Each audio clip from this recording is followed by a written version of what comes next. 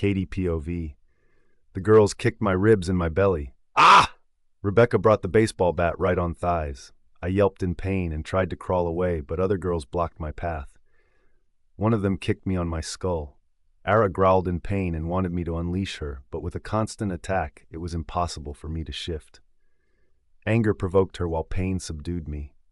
Their continuous solid blows were making me weak. I heard a bone cracking, and I didn't know where it was, but I howled in pain. Tears burst from my eyes with so much pain. I saw a girl swinging her fist towards me, hitting me on my eye. With a painful cry, I brought my hands on my face as pain burst through my skull. Katie! I heard a familiar voice coming from far in the distance. Was I dreaming, or was I dead? Katie! The voice sounded nearer. He's here! Rebecca growled. Let's go! She hissed and rushed towards the window or the balcony. I saw her jumping out of the window. Just then, the door of my suite swung open, and I saw a man through my blurry vision. He looked at me once, and then chaos ensued. I saw him shifting and grabbing the throat of a girl. He squashed her throat in his mouth, killing her on the spot. Then he jumped to the other girl, who was trying to run away. He caught her by her ankle. She shrieked in horror as she tried to run away, but the wolf was so strong that he pulled her leg, ripping it off her torso and killing her on the spot. After that, I couldn't see much as darkness surrounded me, and I felt compelled to succumb to it. All I remember was a warm chest and someone calling my name. I have no idea for how long I was unconscious, but whenever I tried to move, my body ached. There was so much pain that it was impossible for me to make sense of what was happening to me. Why did I come after Ace? My confidence in chasing him went down. I wanted to go home in the comfort of my brother and Kylie's arms. They were my everything. Why didn't I allow Ace to mark me? Probably the moon goddess was punishing me for keeping my mate away every time he wanted to make me his forever. Finally, when I peeled open my eyes, I found myself bathed in a soft glow of moonlight that filtered through the window of my room. Something beeped on my side, and I turned to see. There were several machines attached to my body, with tubes running around. Katie! My eyes snapped to the voice, and I couldn't help but smile when I saw Kylie. She came rushing to me and sat on the edge of the bed. Why was I seeing from one eye only? Katie, how are you? She asked as she stroked my hand lightly. I felt my other hand being stroked gently. When I turned my head all the way to the other side, I saw Logan. Tears came into my eyes as he stared at me with suppressed anger. Logan, I said in a hoarse voice, when did you come? His throat bobbed. Pointing with his thumb over his shoulder, he said, Ace called us. I twisted my head to see where he had pointed, and saw that Ace was standing at the foot of the bed, looking like he would die any moment, but not before killing everyone on the planet. Who did this to you? Logan asked, looking at my closed and a swollen eye. Ace tackled 2 girls, but he is sure that there were more. I battled inside on if I should tell him, because if I named Rebecca, I was sure that he was going to attack her pack and bring her father down in no time for no fault of his. However, if I didn't tell him who attacked me, Rebecca would think that I feared her. Tell us who did this to you, Katie insisted. I am keeping Logan at bay for not wiping off the Viking pack. You gotta help me here, Katie. I closed my eye and took a deep breath in. But the moment I did that, my ribs hurt. Ah, I winced. Ace rushed to my side and stood beside Kylie. He placed a hand on my forehead and I reveled in the feeling. You can't move. Stay put. The doctor says that it will take 2 days for you to heal fully. 2 days? But the contest? I protested. Fuck the contest, Ace growled. I have stalled it. Now tell me who was the girl behind it, Logan asked in a menacing voice. Rebecca, I sighed. She had come with 5 girls. Ace clenched his hands so tightly that his knuckles turned white. I'm going to kill that bitch, he hissed. No, Logan stopped him. You will not do a thing, he warned. Yes, do nothing to her, Kylie supported Logan. You can't stop me, Alpha Logan. Ace growled. He spun and stormed out of the suite. Logan narrowed his eyes on Ace. Ace doesn't recognize us, he said. The spell cast on him is dangerous. He can lose his memories forever.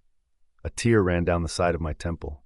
I've never come across parents as cruel as these, but my intuition tells me that Luce and Queen Cassie were the ones determined to cast the spell. I hate to see Ace like this. Logan held my hand in between his and said, I am this close to attacking the Viking pack and making Ace the alpha.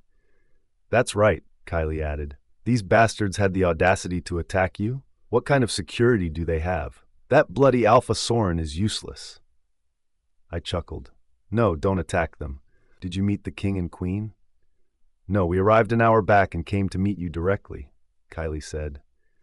The door of the suite opened, and I heard a girl screaming as heavy footsteps shuffled towards my room. Who the hell is there? Logan growled as he got up. He sniffed the air. That's Ace with some girls.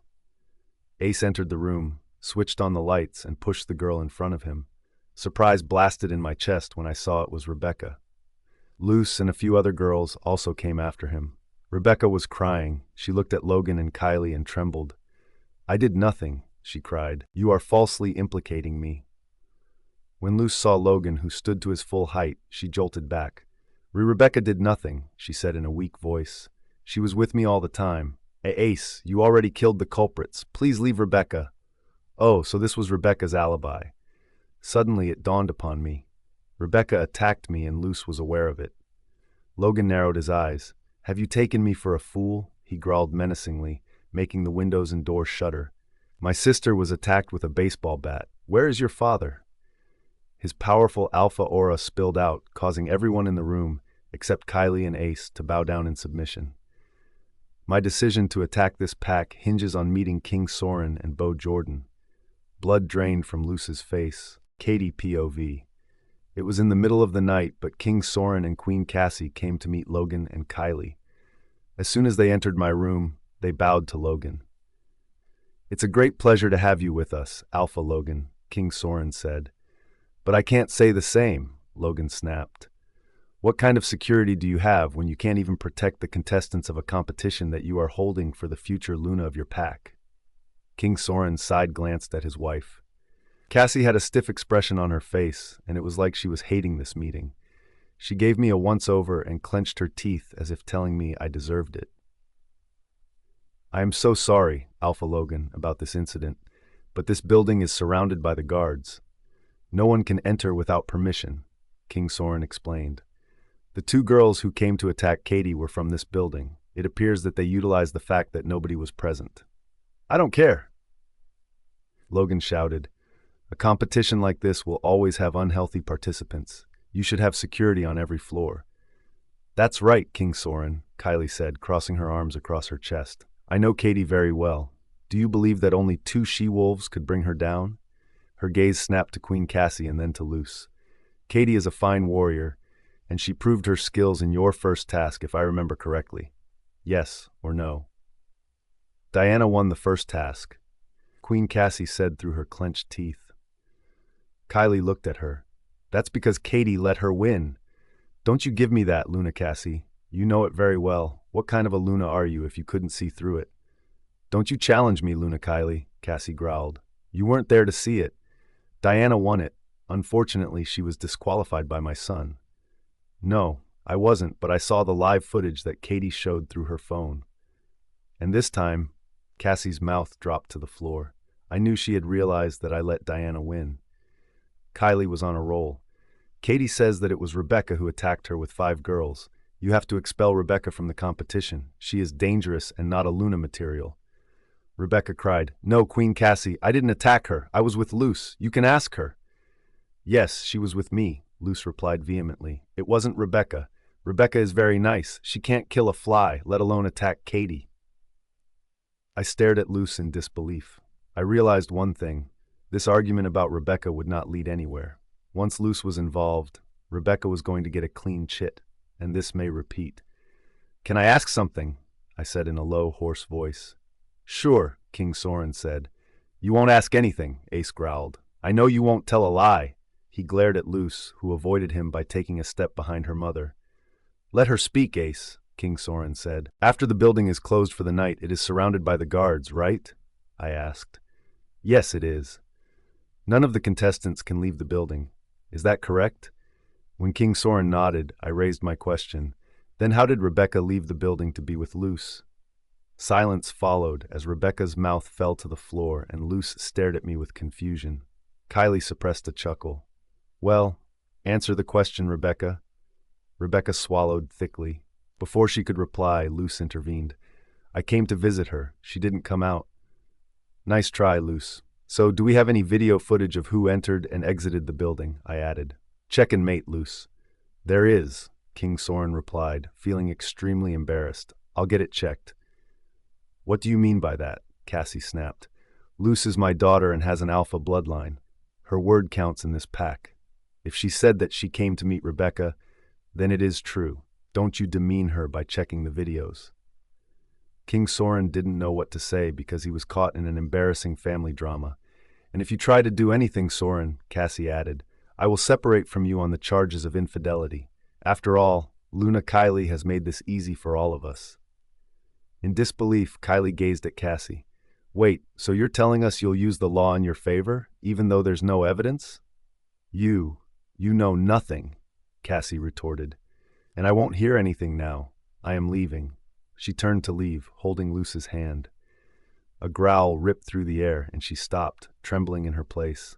In a flash of a second, Logan blocked her way. He snarled, I want the names of the girls who attacked my sister in 1 hour.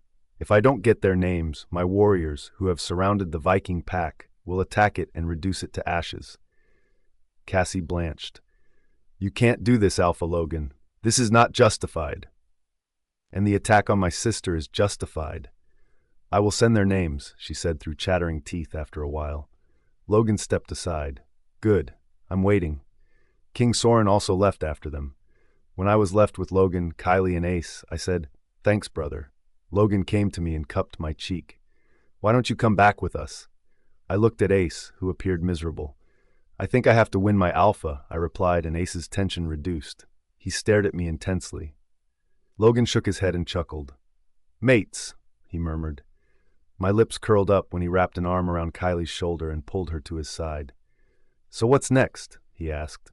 I don't think Rebecca will agree. They will provide the names of all the others, except for Rebecca, I pointed out. Good, Kylie replied. She is going to have less support now. As I had predicted, names of the 3 girls who accompanied Rebecca were revealed. They were thrown into the dungeons. They cried and screamed and said that Rebecca was the mastermind, but obviously Rebecca denied it. She had solid support from Luce and Cassie. I had to sit with Logan to stop him from attacking because I wanted to not just win my alpha, but also the hearts of the pack members. If Logan attacked them, they would always hate me. Logan and Kylie remained with me until I healed. 3 days later, when they were leaving, Kylie said, My spies are here and keeping a watch on Rebecca. She wouldn't dare to attack you now. I laughed and hugged her tightly. Thanks, Kylie. How's my nephew or niece? Now you bloody win the competition, Kylie said, hugging me back. And my pup is fine. I entered the next task the following day, Katie POV.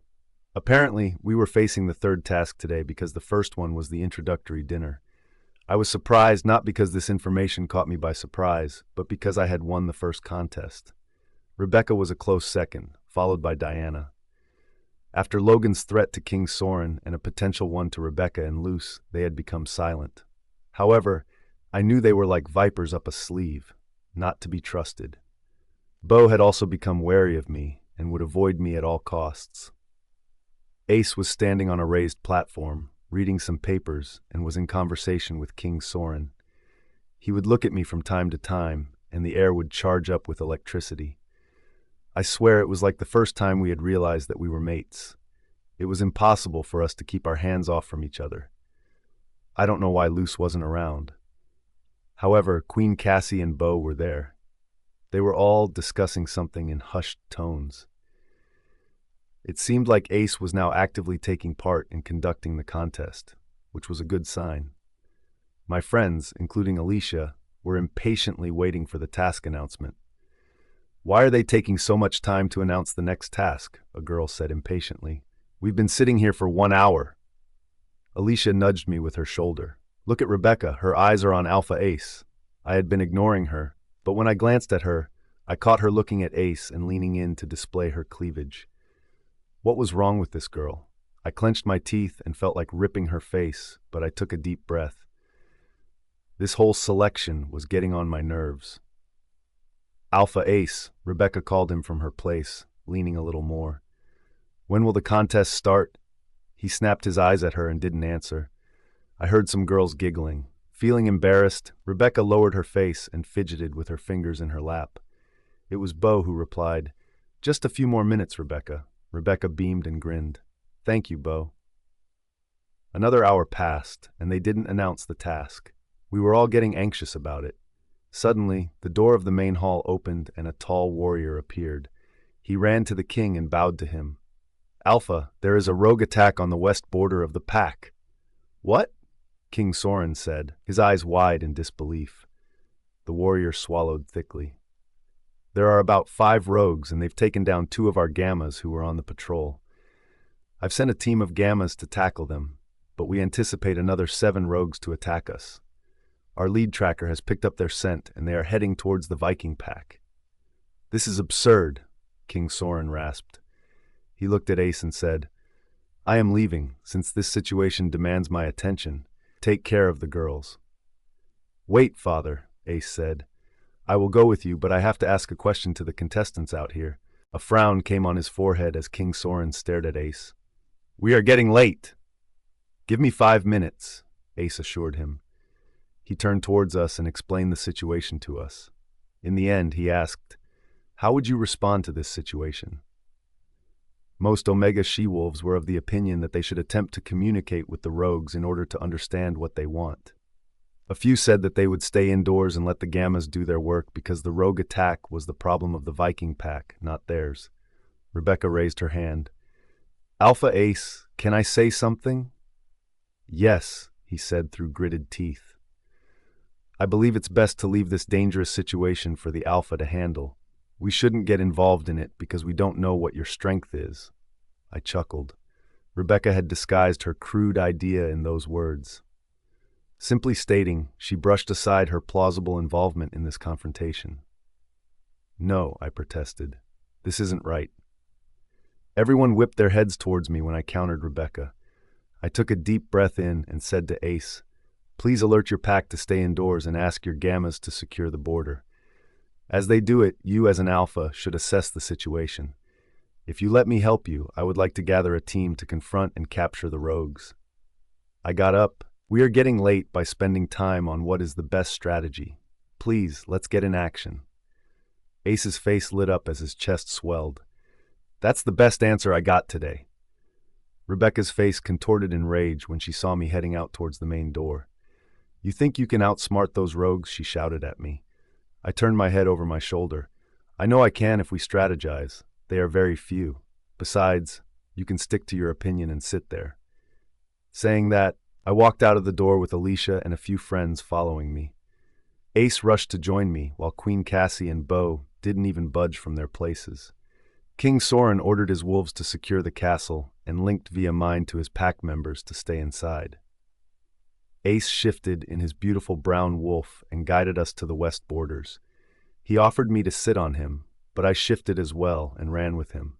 Ara was joyous seeing his wolf. She was literally drooling over him, even in such a dire situation. Upon reaching the border, I noticed the warriors had already secured the perimeter. There were 3 rogues who were fighting with the guards. I nudged Ace to attack the rogues, and as soon as he charged at them, I joined him along with my friends and a few gammas of the Viking pack. Ace charged at the one who seemed to lead. He was bulky but no match for Ace. He tried to bite Ace, but Ace dodged him and, with a roar, charged at his neck, sinking his fangs into it. His flesh squelched, and Ace tossed him aside, now looking menacingly towards the rogue who I was tackling with. His wolf let out a dangerous roar, and before I could blink, the rogue who had attacked me was lying dead on the ground. In less than 10 minutes, we took all the rogues down. The remaining 7 rogues that were supposed to come to this side never showed. Victorious, we reached the castle, leaving the gammas to clear the mess. King Soren was so happy that he announced, "This was your 3rd task," he said, surprising all of us to the hilt. "The results will be out in a few hours over lunch." "OMG," Alicia rasped. "This was the 3rd task?" I gaped at King Soren, and when my eyes went to Ace in confusion, he winked. It was then I realized why they made us wait for so long. The participants were instructed to return to their rooms and prepare for lunch. When I returned, I still couldn't shake the feeling that dealing with the rogues would become the third task. Lily and Lillian were there, chirping about it. "Miss Katie, you were amazing. You helped Alpha Ace to combat the rogues." I shook my head. "I was there with a few more girls." "Bah!" Lily chided me. "You always underestimate yourself." After the twins helped me get ready, they left. "If you need us, please call us," Lillian urged. "I will," I said with a smile. Lunch was an hour away, and I thought I'd talk to Kylie when once again I heard loud noises from the adjacent suite. King Soren was seated at the head of the table, and this time, Ace was sitting on his left, while Queen Cassie was on his right. Beau and Luce sat next to her. I couldn't help but like the change in dynamics. My eyes went to Beau, and I found him glaring at me. I dipped my head in a small bow and took my seat right next to Ace. As soon as we were all seated, King Soren started. "As you know, that this was your third task. It was a situational judgment test to assess what a Luna would do in a serious scenario like this. This scenario helped us assess your various skills, including that of leadership, empathy, and decision-making. I have to say that all those who went with Ace to deal with the rogues were brave. Yet it was Katie Hanks who skillfully outlined the conflict resolution. Her stress management was excellent. I congratulate her on winning this round." As my mouth dropped open, the other girls cheered and clapped. Of course, Rebecca, Luce, and the Queen sat still. "Thank you, King Soren," I said, getting up and bowing to him. Ace squeezed my thigh when I sat down, sending a shiver down my spine. He leaned towards me and whispered, "About my dreams." Ace POV. With Katie, I felt connected at a different level. She had said that we were mates, but how was it possible that my wolf didn't recognize her as his mate? Still, Spade wanted to go to her all the time. When Katie shifted into her wolf, Ara, he literally drooled over her, although there were so many other female wolves surrounding me. Ever since I had laid my eyes on her in the competition, it was impossible to not think of her. I had started finding ways to go back to her. However, Father would keep me busy with the pack's work. Why was it I didn't remember how my pack worked? It was hell confusing, and I wanted answers. Beau was assisting Father in many ways which I didn't like. He was attending important meetings with him. There was something that was holding me back, like some power that didn't let out my full potential. Gradually, in the past few days, I started assuming greater control over the pack's affairs. And this couldn't have been possible without Katie. She would motivate me in her own way to assert myself. With Katie, I felt full. Strange, isn't it? I couldn't explain the feeling or needed to explain it to anyone, but loved to cherish it in silence. Luce was such a cute pup, but why had she suddenly become so bitter? It was like she hated my presence. Every time Father asked me to do something important, she would push Beau to do the same task, stating that he could do it better. I was in this odd competition with Beau. Did he want to assume the position of the alpha of the Viking pack? I could be wrong, but I felt otherwise. Even my mother was distant, and I just couldn't fathom the reason. The only breather was my father. He liked to include me in every matter of the pack. The selection was turning out messier. I knew it was Rebecca who attacked Katie, and after that, I was monitoring her. I had called Alpha Logan and Kylie. When they came, everyone in the pack, including Luce, Rebecca, and my father, became scared. Not that I needed their help, but calling Katie's family when she was injured was the right thing to do.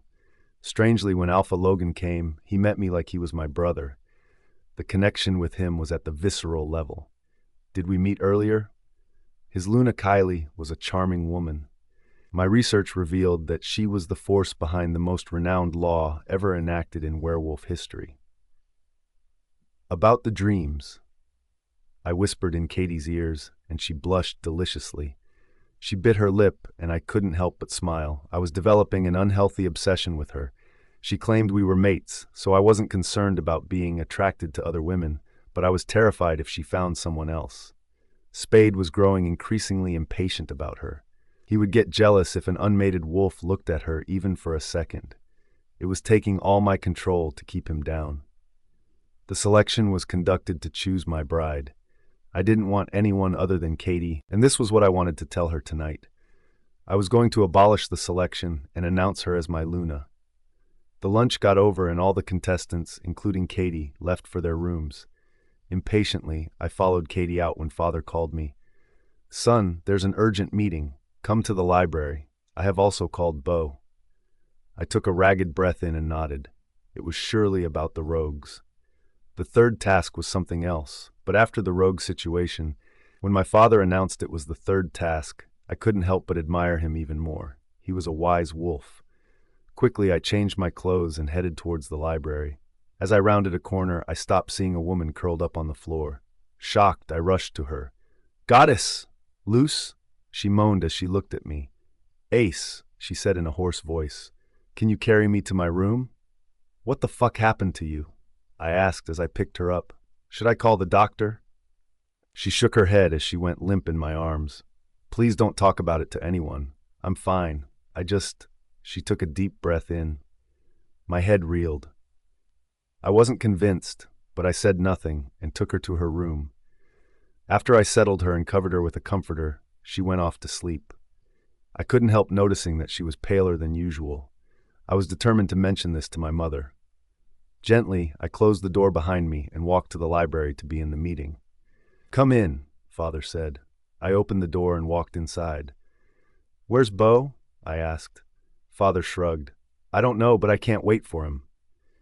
He got up to pour a glass of whiskey for himself and me. As he gave one to me, he said, "I wanted to talk about the rogue situation. There hasn't been an attack like that on the Viking pack in a long time. Do you think you can shed some light?" I sipped my whiskey and pondered about it. "Father, we have to send our wolves to check if there are more rogues around. Other than that, we must take measures to prevent it. I'd suggest that you increase the number of warriors patrolling our borders." "That I've already done, Ace, but—" He raked his hair with his fingers. "How many trackers do we have?" I asked. "1. Can we increase that to 4? I don't know why I said it, but it seemed like I was pulling this solution from my memory. Father frowned. "We can. Will that help?" "Of course. The more the better." We went on to talk more about other matters. Beau didn't turn up at all, and I didn't like it. Was he defying his alpha's command? After the meeting, I went to meet Luce, but she wasn't there. Her maid informed me she had gone shopping with Rebecca and other girls. Honestly, I didn't like her proximity to Rebecca. I was worried that Rebecca might win the competition, and it gnawed my heart every fucking second. It was after dinner that I couldn't stay back any longer and went straight to meet Katie. When she opened the door, my heart stuttered to a stop and I forgot to breathe. She was looking fucking gorgeous in silk shirts and shorts. "Hi," she breathed. I didn't reply and entered the room. She backed up, staring intensely at me as a blush rose on her cheeks. She bit her lip to suppress her smile, her slowly walking backwards but never breaking her gaze. "I am a wild wolf." I replied and pounced on her. She shrieked and tried to get away from me, but I was quicker. I grasped her by her waist and pulled her up in the air. "Stop behaving badly, kitty," I growled and carried her to the bedroom. I needed to eat her up. Katie POV. I had been waiting anxiously for Ace to come to me. When he arrived, I thought we would talk some, and then I'd take him to bed, but my mate was desperate. Strangely, the bond between us strengthened a bit more. It was like another layer of spell peeled off. Ace pulled out of me and slumped beside me, panting just like I was short of air. He curled his arm around my waist and pulled me to his chest. "That was the best sex I've ever had," he rasped. If it had been a normal situation, I would have gotten jealous, wondering if he had sex with others. But I knew Ace had sex only with me ever since I turned 18. Even before that, he had restrained. He had once revealed it to me. I was the gravity that pulled him always, even before we smelled each other as mates. He would imagine me whenever he had sexual urges. I found a bunch of my panties in his room when he first took me there. I chuckled and turned on my belly. He trailed his fingers down the middle of my spine into my hips, where he froze. He jerked straight up and looked at the tattoo of his name on my butt. "You have my name on your ass," he said with disbelief in his tone as he traced my tattoo. I turned to look at him over my shoulder with a smile. "Yes? You like it? But how?" He stared at the tattoo with wide eyes. "Well, I asked the tat designer to ink it on me. That's how." I loved teasing Ace. He was such a baby when I teased him. "No, I mean, why?" "Oh," I giggled. "I told you we are mates. He lowered his face to my butts and kissed the tattoo. Katie, why don't I remember it? He said, sadness coating his voice. I want to abolish this stupid selection process and take you as my Luna. His words punched the air out of me. I got up and climbed onto his lap. Cupping his cheeks, I said, "That's such a wonderful thing you could have said to me." I kissed his lips. "I mean it, Katie," he replied. "I'm seriously hating this contest." I rested my head on his shoulder. "So am I, but if you abolish this contest, your pack members will not like it. This is a tradition they've been following all their lives." He took a ragged breath in. "I don't want to lose you, Katie. It's like my wolf Spade will go crazy if I don't get you." I stroked the hair on his chest, which was one of my favorite things to do. "Don't worry, I'll win." "But He closed his eyes as if his heart was in pain. "I don't want Rebecca to win. I dread that moment all the time." "Ace," I said, lifting my head, "can you do something for me?" "Sure, anything. Can you focus on the bond we have? I can feel the tether with you all the time." His brows furrowed. "I feel the same connection with you, Katie, but—" I placed my finger on his lips. "Just focus on our bond, okay?" I refrained from informing him about the spell to avoid him resisting and risking damage to his memories. He kissed my finger and nodded. "I will." I remained in his lap for a long time and slept. Ace didn't leave me until morning, and we had sex once more. When I woke up, we were both entangled in each other's arms. It felt like just another lovely day I used to spend with him. Awoken by the buzzing of his phone, he grumbled as he fluttered his eyes open. "I don't want to pick it," he grunted. I chuckled, picked his phone up, and gave it to me. "Ace!" "Yes, father," he said groggily. "Today is the 4th task for the contestants. Where are you?" He said through his clenched teeth. "I'll be there in a few minutes." He disconnected the call. I giggled as I stroked his hair. "You better go, Alpha Ace. I have a competition to take part in." "No," he grunted. The training hall was packed with participants. The king was about to announce the 4th task, but I had something in mind. Luce and Queen Cassie were standing on the raised platform along with Beau and Ace. Ace was looking at me from time to time, as if he was keeping an eye on me. The king said, "Today we will commence the 4th task, and in this you will have to perform a dance of our pack's legend. You will receive information about the history and culture of our pack. You have the entire day to prepare for it. The competition will take place under the moon in a clearing just outside the pack's territory. Time to assemble in the clearing will be sent to you by afternoon." An excited murmur erupted in the contestants. This was a fun activity for all of us. "You will be divided into 5 groups, and each of you will have to work in tandem with each other." The king added, "Does anyone have a question?" I raised my hand. The king looked at me. "What is it, Katie?" I reminded him.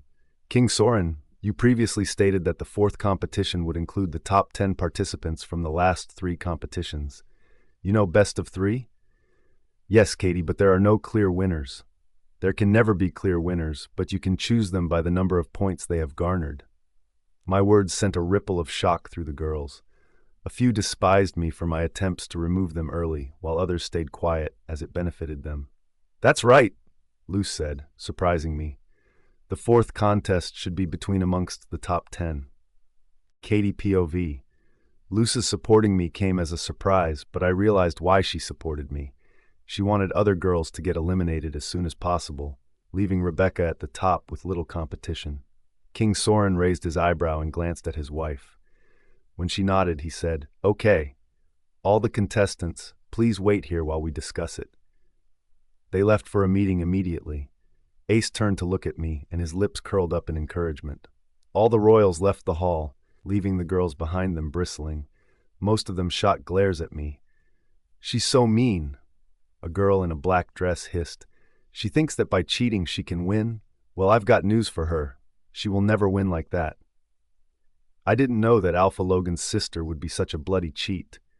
"She is maliciously trying to eliminate us." One girl said loudly, "This is not fair. How can they eliminate us without letting us prove our worth?" Rebecca scoffed. "You were given 3 tasks to prove your worth. How many chances do you want?" 100. The girl went quiet, and I pursed my lips to suppress my smile. Rebecca was unknowingly doing my job. Alicia chuckled. "I am so happy. I will be eliminated finally. I chuckled and shook my head. Who's your mate? She lowered her head and chewed her lips. He's a gamma in my pack. I know father resents him a lot and asked me to reject him, but I didn't reject him. She fished her phone out and showed me the photo of her mate. That's him. Her mate was a cute, chocolatey-looking wolf with dark brown hair and deep-set eyes on an oval face. I love him, she rasped, and I won't marry anyone other than him. I placed my hand on hers and squeezed it softly. Don't worry, I'm sure the moon goddess has a plan for you too. The royals emerged from the meeting room and the buzz stopped. Tension was palpable in the room. All eyes were on the king. He coughed a little to clear his throat and pulled a paper out. First, I'd like to thank you all for taking part in the selection. Elimination doesn't determine your worth. Remember that. Each of you is unique, and I hope that you all find the best wolf as your mate. He paused and scanned the girls. All those who are eliminated will leave the Viking pack today. He looked at the paper and went on to announce the names of the top 10 contestants. Rebecca let out a delighted squeal when her name was called out first. When my name still hadn't been announced, she gave me a smirk. Breath lodged in my throat as fear rippled through my heart when my name didn't come in the top 8. I tightly held onto Alicia's hand and was almost in tears when they announced my name. Relieved, I took a ragged breath in as I glanced at Ace, who was staring at me warmly. Alicia cheered and clapped and hugged me, but her excitement snuffed the moment her name was announced in the end. Damn it, she cursed under her breath, and I couldn't stop giggling. The eliminated contestants caused a commotion and needed to be escorted out by the guards. I didn't go to my room immediately. Instead, I talked to some of the chosen contestants about dancing in the evening. Out of the 6 I talked to, 5 agreed to come to my room to practice for the dance. When I was going to my room, I saw Luce leaned against the wall of the foyer, sweating profusely. Luce, I said as I walked to her. Her face was pale and she was grabbing her stomach with her hand. She lifted her eyes to me. Luce, what's wrong? She shook her head. Nothing. Let me see, I said and lifted her shirt, only to find that her stomach had black and blue marks. Goddess, it's nothing, I said. She growled and lowered her shirt. I knew what it was. Where's Beau? I asked. None of your business, she snapped. Her answer caught me off guard, but I put her arm around my shoulder. Let me take you to your room. No, she said through her quick breaths. Take me to Rebecca's room. I exhaled roughly and helped her to the elevator. She pressed the floor's number. She was so weak that she was literally hanging by my side. When we arrived at Rebecca's door, I knocked. There was no answer. I knocked again and again, but she didn't open the door. She's not here, I said to her. Luce could barely keep her eyes open. Oh, then take me, and she passed out. I called Ace. He arrived in no time and carried her back to her room. I really wanted to help Luce, but I knew it would be in vain. She was suffering it all just to get to Luna's position. Didn't her mother know about it? By the time it was 4 p.m., along with other girls, including Alicia, we had practiced our dance. We all decided to wear the same dress. I made sure that all of us got an equal chance to showcase our dancing skills. This was one of the most important dances, and every pack had one which we performed when we offered tributes to our ancestors and the moon goddess. The time to perform it was 10 p.m. Until then, we practiced a little more in our dresses that comprised deer leather bodice with skirts flowing as ribbons. When we arrived at the clearing, I saw that the place had several canopies under which the audience were seated. Ace was with the king and queen, while Luce was with Beau. The first one to perform was obviously Rebecca, and she performed solo. She snickered at me. What a fool you are to dance with a group. They will steal your thunder. Don't worry about my thunder, Rebecca, I said. You'll never win. Fuck you. I showed her my middle finger, and she grudgingly walked away. Becca's dance movements were graceful, but since she was performing solo, she couldn't cover much of the stage. After her, there were 3 more performances. When we were called, we bowed to all. The audience totally surprised us by clapping super loudly. As I walked to the center, other girls converged around me. Heroic and uplifting music with a strong melody started. The girls formed a tight circle around me, linking their arms. As the music caught strong beats, we moved with synchronized movements. The circle expanded and contracted, which symbolized the pack's readiness to face the threat. Together we lunged and turned out, mirroring, facing the enemy. The music intensified, and we divided into groups of two. We formed a pattern of a wolf's face and raised our arms to the sky, twirling and twisting in perfect coordination. Towards the end, the music softened, and we all came back in the circle. When it stopped, all of us looked at each other, a sense of fulfillment in our eyes. We turned to bow to the king and queen. Trepidation flitted through me when I noticed that there was a pin-drop silence amongst the audience. However, the next moment, the audience broke in loud applause and some cheered.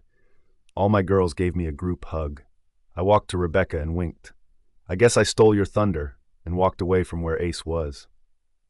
"You did extremely well," he said to me, tucking a strand of my hair behind my ear. "Thanks," I said, blushing because this was such a PDA. Out of the corner of my eye, I caught Beau giving me a disgusted stare. "Come, let's have dinner," Ace said. He lowered his voice. "You look so ravishing in that dress that I want to rip those ribbons from your skirt, tie you up and fuck you senseless." I gasped. I didn't know this side of Ace, but butterflies fluttered in my belly at the thought of it. He winked, and I blushed a crimson. As we walked, I asked, "How is Luce?" "Better," he said dryly. I think it was time for me to take action. At dinner, King Soren announced the name of the winners. "In this contest, we have added your previous points." He scratched his eyebrow. "I have to say that Katie's group has performed so well that all the girls have scored fantastic marks." Excited yelps emanated from the crowd. However, the top 3 winners are Katie, Alicia, and Rebecca. "No!" Alicia moaned, making me laugh hard. "You'll be given the final mission tomorrow," the king announced. Katie POV. "It was ambitious of me to wait for Ace to come to me in the evening, but one could at least dream." I sighed as I tossed and turned in my bed. Unable to resist, I picked up my phone and called him, but my call went unanswered. Instead, I received a call from Kylie. We talked for an hour about various things. She sent me several text messages. After that, I called Ace again, but he didn't pick up the call. Exasperated, I closed my eyes, but sleep was nowhere close. The last task was tomorrow, and I could help but think and gloat about making it in the top 3. King Soren had asked every contestant who was eliminated to leave, which was odd because those contestants could wait and enjoy the last task, or maybe just have fun around in the Viking pack. Suddenly, I realized that the entire building must be empty. Only 3 of us would be here. My reverie broke when I heard a loud thumping on the door of the adjacent apartment. This time I got up to deal with it once and for all. The next day, when I arrived in the main hall, I saw Alicia was there, already waiting for me. Where was Rebecca? I mentally scolded myself for sleeping late and not getting up in time.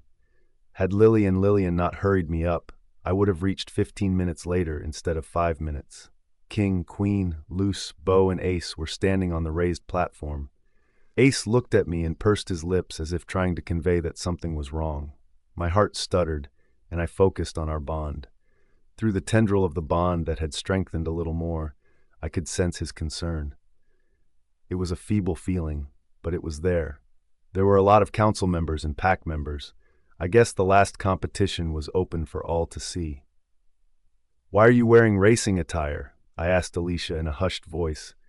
"There'll be horse racing." She gritted. Before I could speak more, a girl approached me and said, "Miss Katie, please come with me to the changing room to change into an appropriate dress." I followed her, and as soon as I was in the room, she closed the door behind me. Shocked, I whipped my head and found Rebecca standing there with her arms crossed across her chest. She sauntered towards me and circled me, saying, "I know that if I physically harm you, your brother is going to attack my father's pack. So I will not touch you. But," she stopped in front of me and smirked, "I know that you and Ace are having sex with each other, and that amounts to cheating." I remained quiet, my jaw tensing. She chuckled. "You are trying to seduce the groom so that he favors you all the time. Today, after the race, I'm going to expose you. It is going to damage your reputation, you slut. So if you want, you can back out now, else face the consequences." I stared at her with my pulse thrumming. "Are you so afraid that you'll lose?" I said. her brows raised, and then she laughed. Oh no, I won't lose. I will win, but after I win, I'm going to make sure that everyone despises you because you cheated. She shook her head. This is your chance to leave. If you go, I'll just tell them you've backed out due to personal reasons. Dread dropped in my stomach like an icy block as I stared at her, speechless. She cocked her head and smiled. I knew you'd take my advice.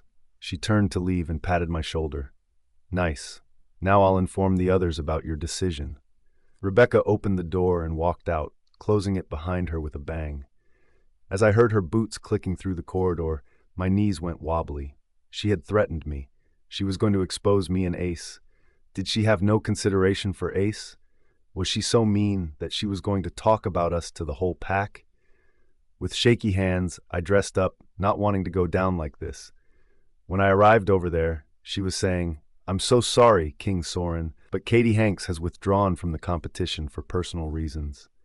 Murmurs rippled through the main hall as the king's eyes widened. I saw how Luce's eyes beamed and she smiled, looking victorious already. I went to stand next to her. Rebecca's eyes widened and then narrowed in anger. What did I say to you about not participating? She hissed. I ignored her and addressed the king. I am here for the last task, King Soren. Rebecca didn't understand what I said to her. I said that I will be there in 5 minutes. From the periphery of my vision, I saw Luce's face falling. The puckered lines on Beau's face made it seem like he had just tasted something incredibly tart, like a freshly squeezed lemon. And Ace, he smiled. I blinked my eyes slowly at him and sent encouragement through our bond. King Soren took a deep breath in and nodded. He scanned the crowd and then turned to us. The last competition is a horse riding race. The route is already laid out for you, with clear signs guiding your way. There will be doctors and nurses along the path. If any of you feel dizzy, you may ask for help. We were taken to the stables to pick our horses. Horses feared us werewolves. They could smell our wolves, and so it was important that we calm down in order for them to let us approach them. As soon as I was in the stable, my eyes went to a black stallion. His muscular frame and glossy coat drew me in. Carefully, I approached him and was extending my hand when Rebecca came behind me and pushed me away. This is my horse, she hissed and grabbed his reins. The horse reared, neighing, sending Rebecca on the floor. You asshole, she growled and was ready to whip him when the stable master intervened. You can't whip the horse, he said firmly. Enraged, Rebecca snapped, Do you know who I am? The stable master bowed to her. I know who you are, Miss Rebecca, but those are the king's orders. That old twit, she blurted and walked to another horse. When I'm the Luna, I'll bloody change these orders and get this one killed first. Inhaling a deep breath in, I looked at the black stallion who was looking at me with fear. With my breath lodged in my throat, I approached it, taking careful steps. I extended my hand towards him and waited for him to accept him. He stared at me for a while and then came to me. A shiver of excitement ran through me. I patted him lightly and let him smell me until he was ready for me. The stable master came to me with a smile. Thunder is ready for you. Alicia chose a chestnut horse with a mane that flew like a river of fire, while Rebecca had to settle for a dapple-gray horse. We reached the gates on our horses, and as soon as the starting signal sounded, the gates opened and horses surged forward. Thunder exploded from the gate at an incredible speed. He took an early lead. Alicia was enjoying her horse riding, and I knew she would be happy to come last. However, it was Rebecca who I was worried about. She whipped her horse. Hey-ya! She shouted. The horse picked up its speed and caught up with mine. The route was lined with the pack members, each cheering their favorite contestant, waving flags of the Viking pack. I noticed that in every corner there was a doctor and a nurse with water bottles and other things watching us. I lowered myself on Thunder and said to him, Boy, we have to win this race. Saying that, I nudged him with my leg and he bolted, once again taking the lead.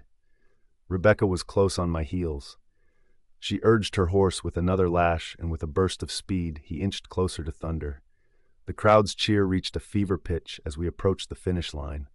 Rebecca was barely a few inches away from me. We were nearing the finish line. With my heart pounding, I made a desperate surge and pushed Thunder to his limit. I don't know how or why, but with a breathtaking burst, thunder crossed the finish line, securing a victory. The crowd at the finish line erupted in applause as I slowed my horse and saw Rebecca crossing it seconds later, while Alicia was crossed several minutes later with a cool grin. I beamed with pride and patted Thunder's neck in appreciation.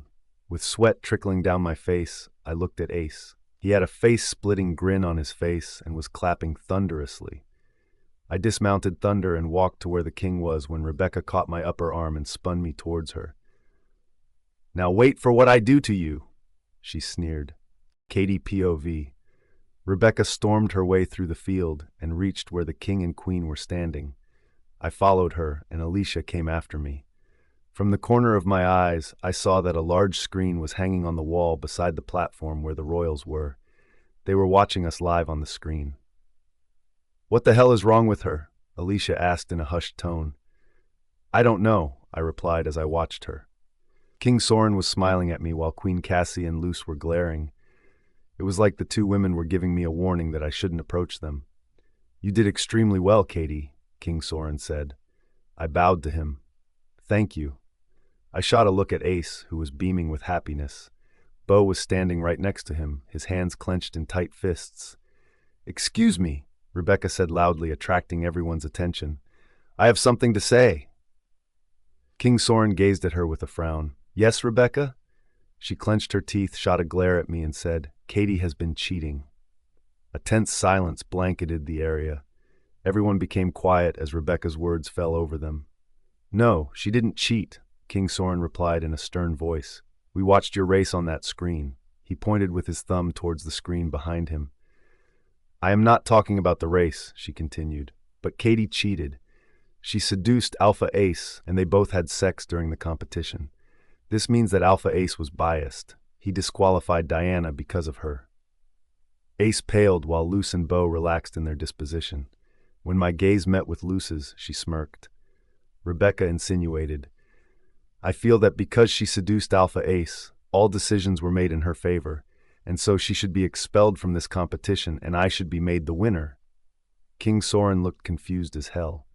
He glanced at me and Ace. While Ace was staring at Rebecca with disbelief, Queen Cassie merely picked up lint from her dress and chuckled. Queen Cassie said, "In that case, we have to expel Katie. This is a clear case of bias. I have had enough of it."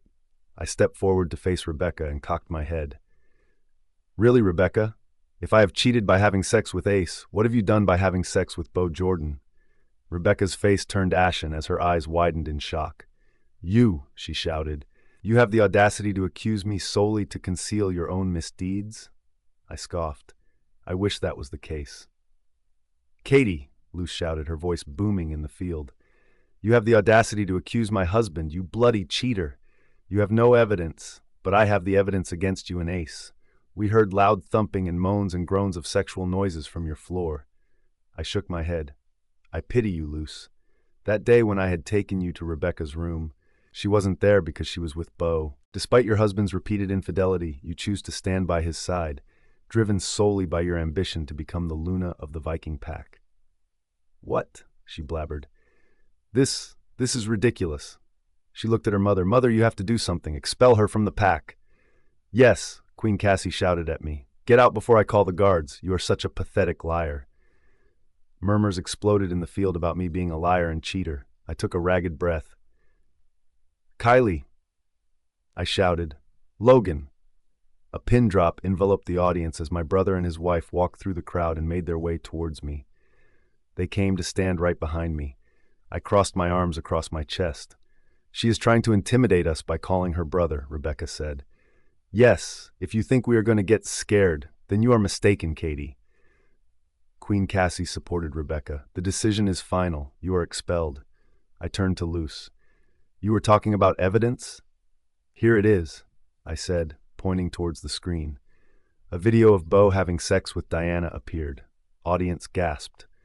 But that's not where it ended. Another video in which Bo was having sex with Diana and Rebecca played on the screen. From the periphery of my vision, I saw Rebecca going pale. Good, because there was more. I had given this video proof to Ace long back and asked him to play it if required. It was his idea to put the screen here to watch us live.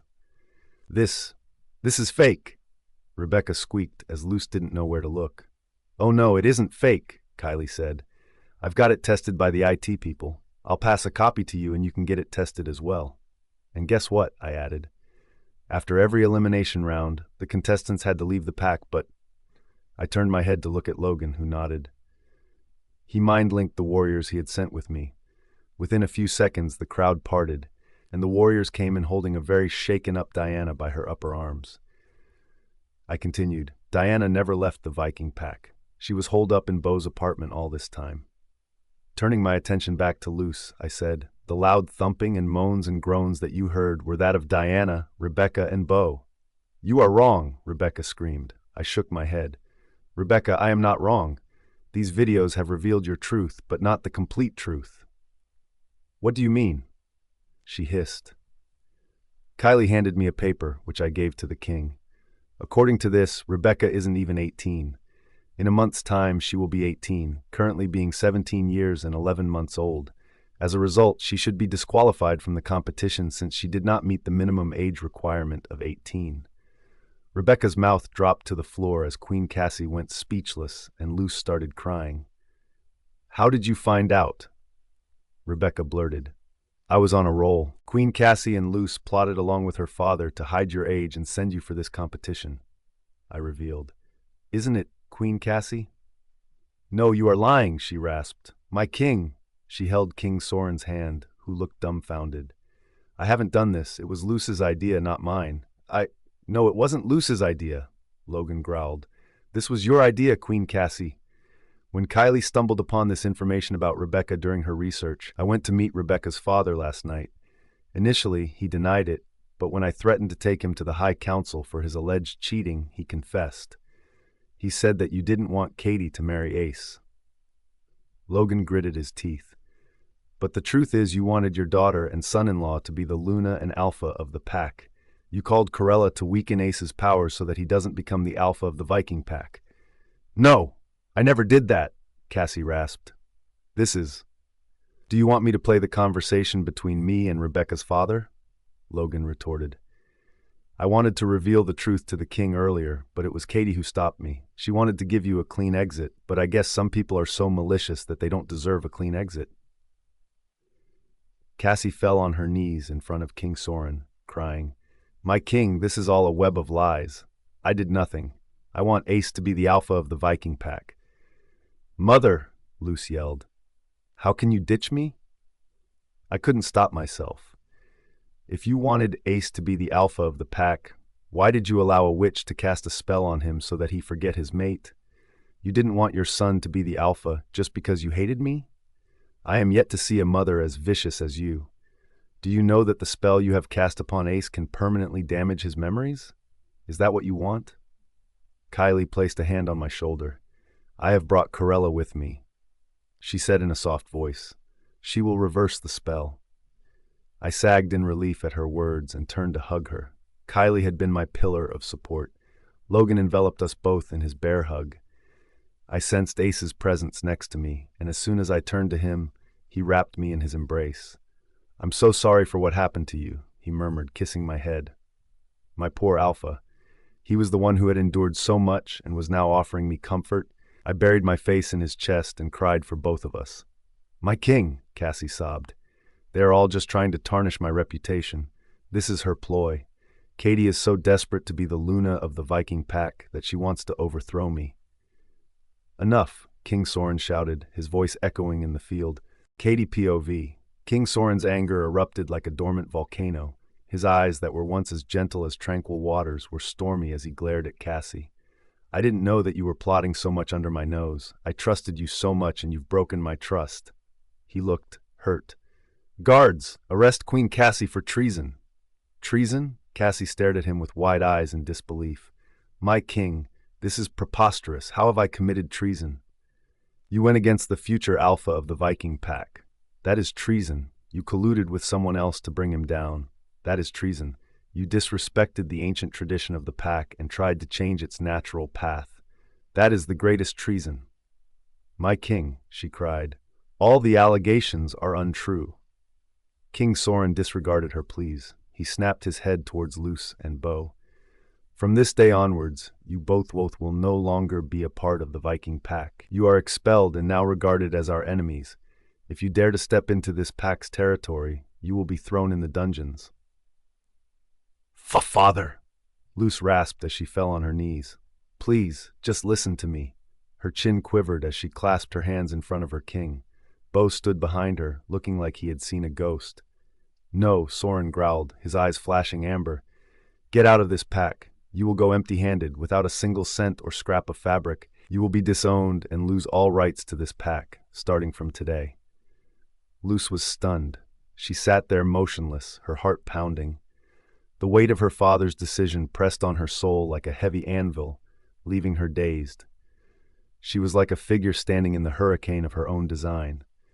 For years she had calculated, colluded, and schemed to remove Ace from the Viking pack. She went all evil and cast a spell on him. All her plans came down crashing just like her. I felt bad for her, not because of her malicious intentions, but because of her inability to understand Bo. He was infidel to her, and she wanted to make him the alpha of the pack. Did she ever wonder if his promiscuity led him to reject her in favor of someone else? And then what would have happened? The ruling family would have been wiped out just like that. Soren stepped back.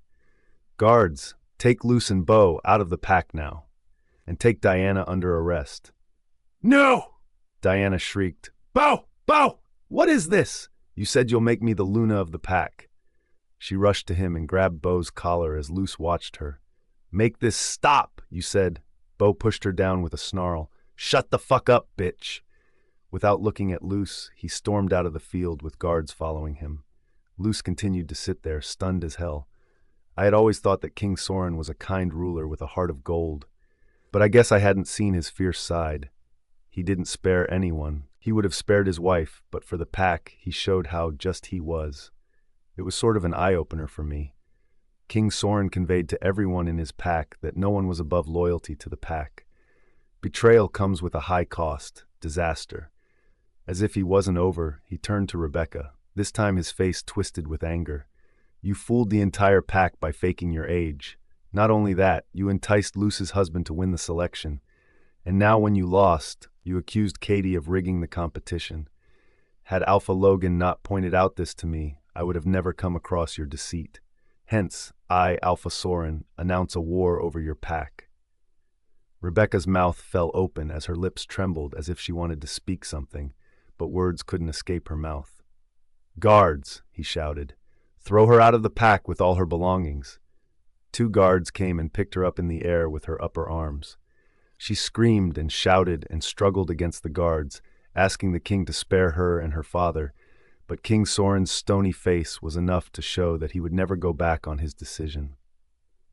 "Alpha Logan, I would like to talk to you in private." King Soren's voice broke my reverie. He looked at me, and I saw a flicker of emotions passing through them, like he was tired of this nonsense, like he wanted to just get out of it. "My king," Cassie cried, "please listen to me." But Soren circled past her and walked towards the castle. Logan and Kylie walked after him. Ace held my hand and tugged me inside.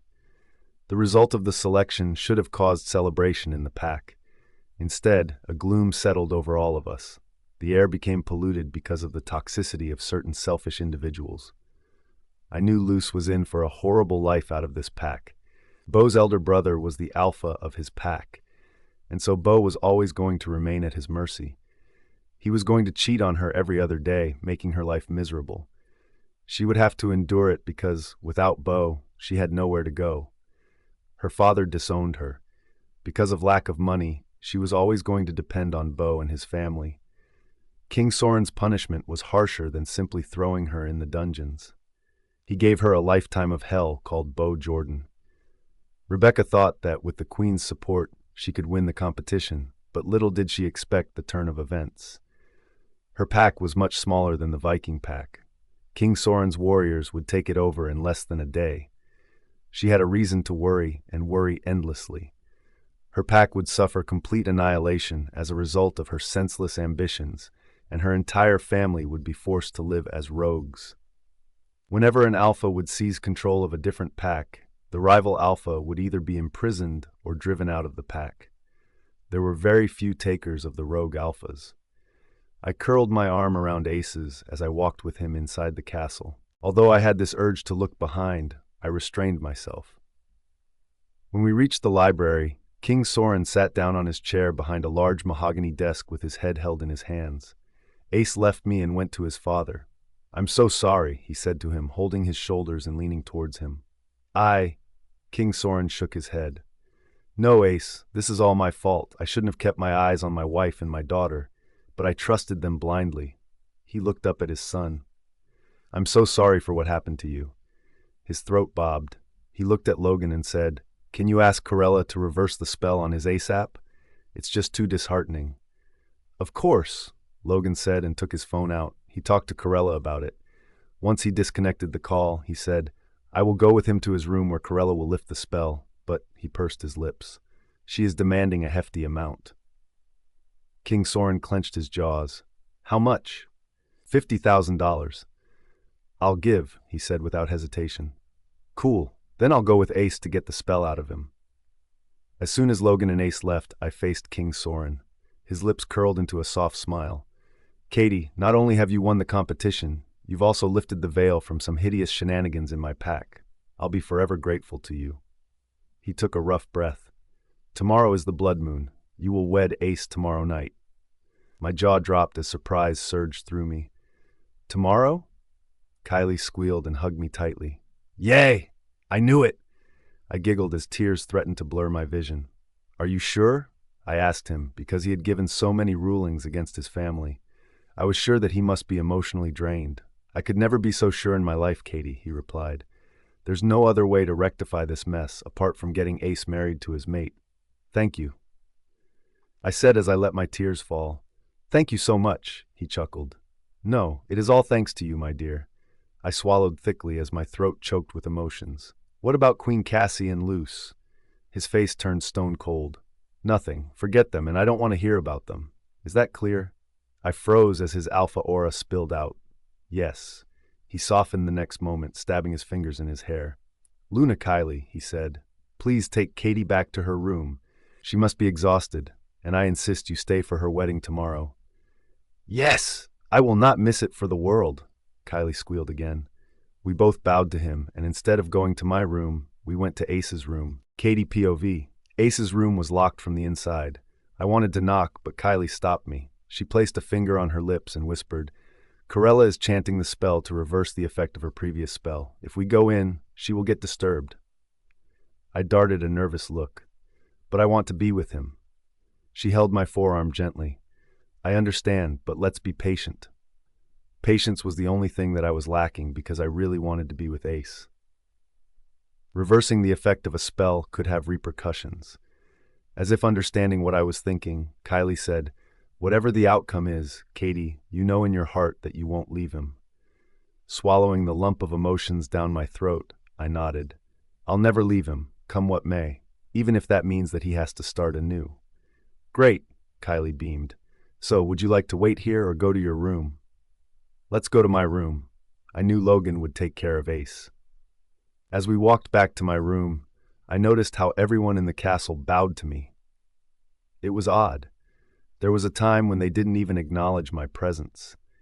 In fact, I barely ever went beyond the main hall of the castle. It was the first time I was seeing it from inside, and I couldn't help but say that it was a breathtaking structure. The ancient walls were adorned with beautiful portraits of the ancestors and expensive fabric depicting the history of the pack. Tall chandeliers hung from the ceilings. Ceramic vases ran across the corridors with climber roses and magnolia, emitting an intoxicating scent. Suddenly, a group of pups bumped into us. Their eyes went wide with wonder, and they all bowed to me. I smiled as they hurried away, giggling. "I can't believe you're getting married tomorrow," Kylie squealed. "And boy, isn't this a beautiful castle? Logan and I can spend every summer here." I bit my bottom lip as I beamed with happiness. Marriage with Ace seemed like a dream come true. I couldn't hold my excitement. Upon reaching my room, I went to take a shower. My mind went back to how the competition started. I was a wild entry and came out victorious. Instead of recalling what all I went through, I picked up my shampoo and cleaned my hair. Fuck it all. I was going to get married to Ace tomorrow, and that was all I ever wanted. Logan called us 2 hours later.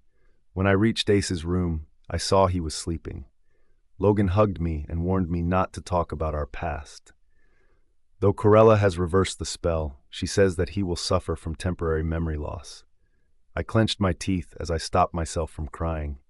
Did Cassie and Luce know what they were doing to the heir of the Viking pack? How could they do this to him? How could anyone do this to anyone? What kind of mentality did they have? Logan cupped my cheeks and kissed my forehead. You've gone through a lot, Katie. This is your final test. Stay by his side, and I'm sure that you will pull him out of it. He shook his head. I've been so blind all my life to not notice this. If I'd known before, I would have got you married to him already. Honestly, He couldn't finish his words. Logan, please don't beat yourself. All's well that ends well. He chuckled and nodded lightly. You've grown up, baby sis. Honestly, I am not liking it, but I guess it's for good. I grinned and hugged him. Logan had always been like a father figure to me, protecting me from every calamity. And then there was Ace, fiercely guarding me. The process of selection pushed me to struggle and forced me to mature. I promised myself that instead of spoiling my children, I would empower them with responsibilities, fostering their independence and self-assurance, so they don't have to wait for a rude awakening to learn life's lessons. Logan left with Kylie, who was of the opinion that she wanted to shop for herself and for me. After all, they needed to buy a wedding dress for me. I loved her enthusiasm, and thank the goddess, she was my best friend. It's all thanks to her small maneuver in the invitation to selection that I am here today. This was my first time in Ace's room, not exactly how I thought it would be, but I was happy that I was with him finally. I slid next to him, and as if on instinct, he turned to me and pulled me to his chest. He buried his face in the crook of my neck and murmured, Katie, goddess. I couldn't help a teardrop that slipped out of the corner of my eye. My Ace was back. I closed my eyes and snuggled in his chest. It was amazing how I drifted off into a dreamless sleep. I woke and stretched myself with a yawn. My entire body was so relaxed that I felt like I was on cloud 9. I turned to look and found myself staring right into the most beautiful hazel eyes of Alpha Ace. He was watching me intently with his head propped up on his hand. Hey, he murmured softly as he entwined his finger in a strand of my hair.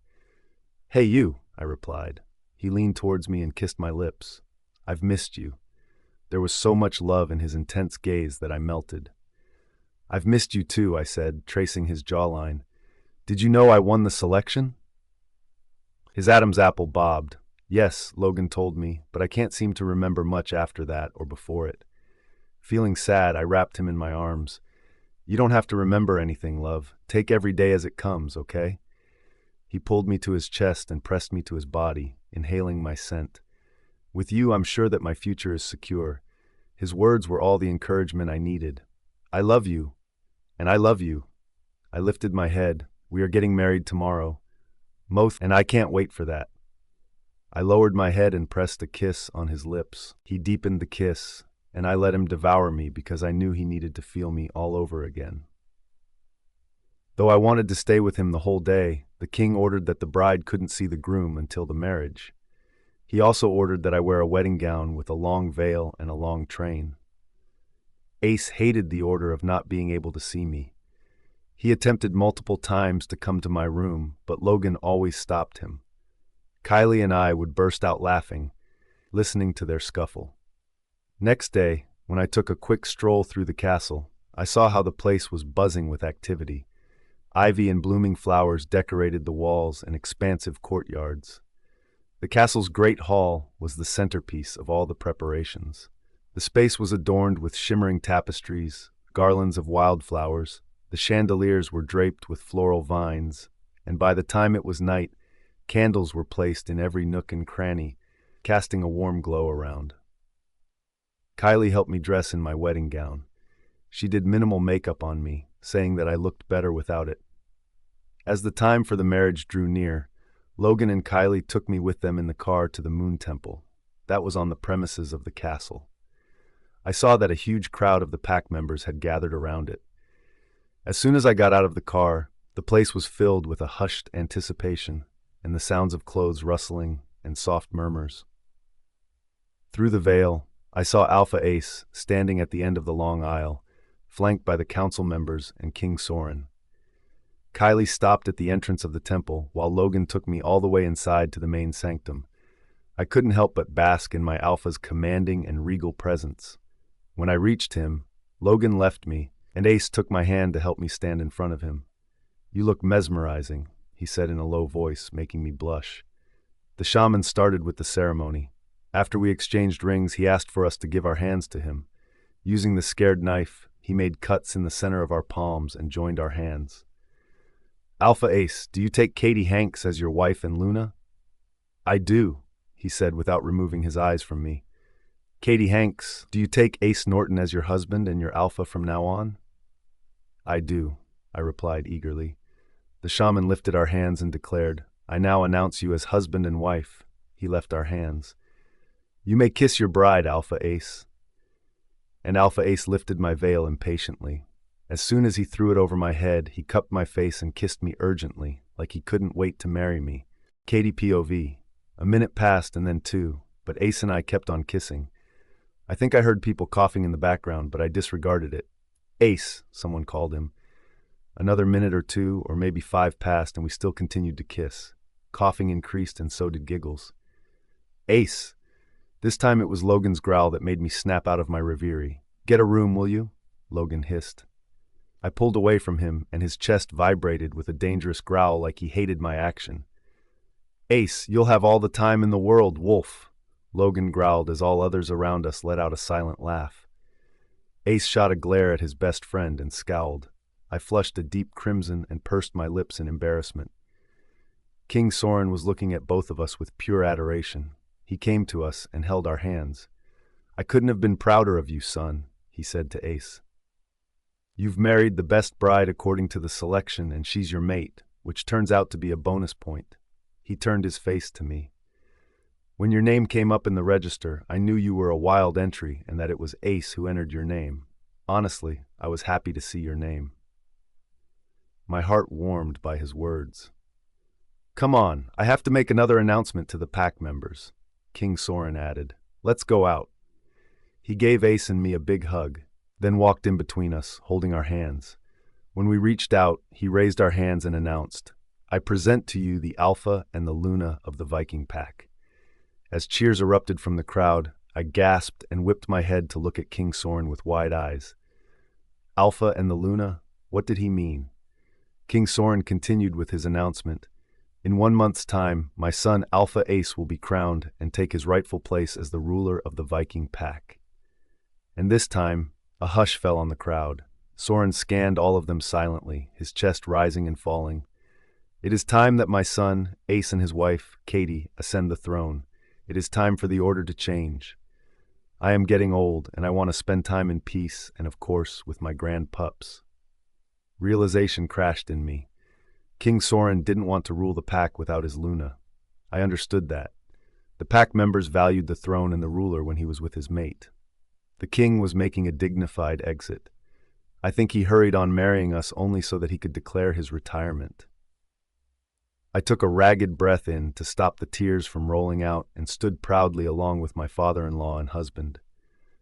"I expect all of you to be present at the coronation ceremony of your new king and queen," he said. The crowd went berserk as they cheered and clapped for all of us. Ace turned to his father and wrapped him in his bear hug. "Why so soon, father?" he murmured. "Because it is high time you take up your duties as the alpha of the pack, Ace," he replied, patting his son's back. It was an emotional moment for all of us. When Ace pulled away from the king, he took my hand and lifted it up, beaming with happiness. I couldn't help giggling. We all came back in the cars to the main hall of the castle, where a feast was waiting for all the pack members. The hall was illuminated by the soft glow of hundreds of candles, casting a warm golden light over the festivities. In the center of the hall was a long, exquisitely carved wooden table. It was draped in fine tablecloths that were embroidered with gold and silver threads. At the head of the table sat King Soren. On his right, the chair where Queen Cassie would have been was left empty, reminding everyone of the reason for her absence. I sat on his left just after Ace, while Logan and Kylie sat opposite us. A procession of omegas brought forth the main course that comprised roasted chicken, basted with honey and herbs, whole pheasants dressed and cooked to perfection, rich gravies, root vegetables, buttery mashed potatoes, and fresh and warm breads. As the main course was cleared, desserts were served. Elaborate cakes, pastries, tarts filled with sweet berries and custards, sugared almonds and chocolates provided relief to our sweet tooth. Throughout the feast, the omegas ensured our glasses were never empty. Fine wines from the king's vineyards were poured, alongside ale and whiskey. At the end of the feast, King Soren rose to propose the toast to Ace and me. His voice boomed across the hall as he said, "To Ace and Katie, your love is a beacon of hope. It is a testament to the strength of your partnership. May your days be filled with happiness, your nights with peace, and may your reign be long and prosperous." My hand went to my heart, hearing his beautiful words. We had a variety of entertainment in the form of dances and music after the feast. As the night progressed, we took to the dance floor. Ace and I performed the first dance, and then everyone else joined.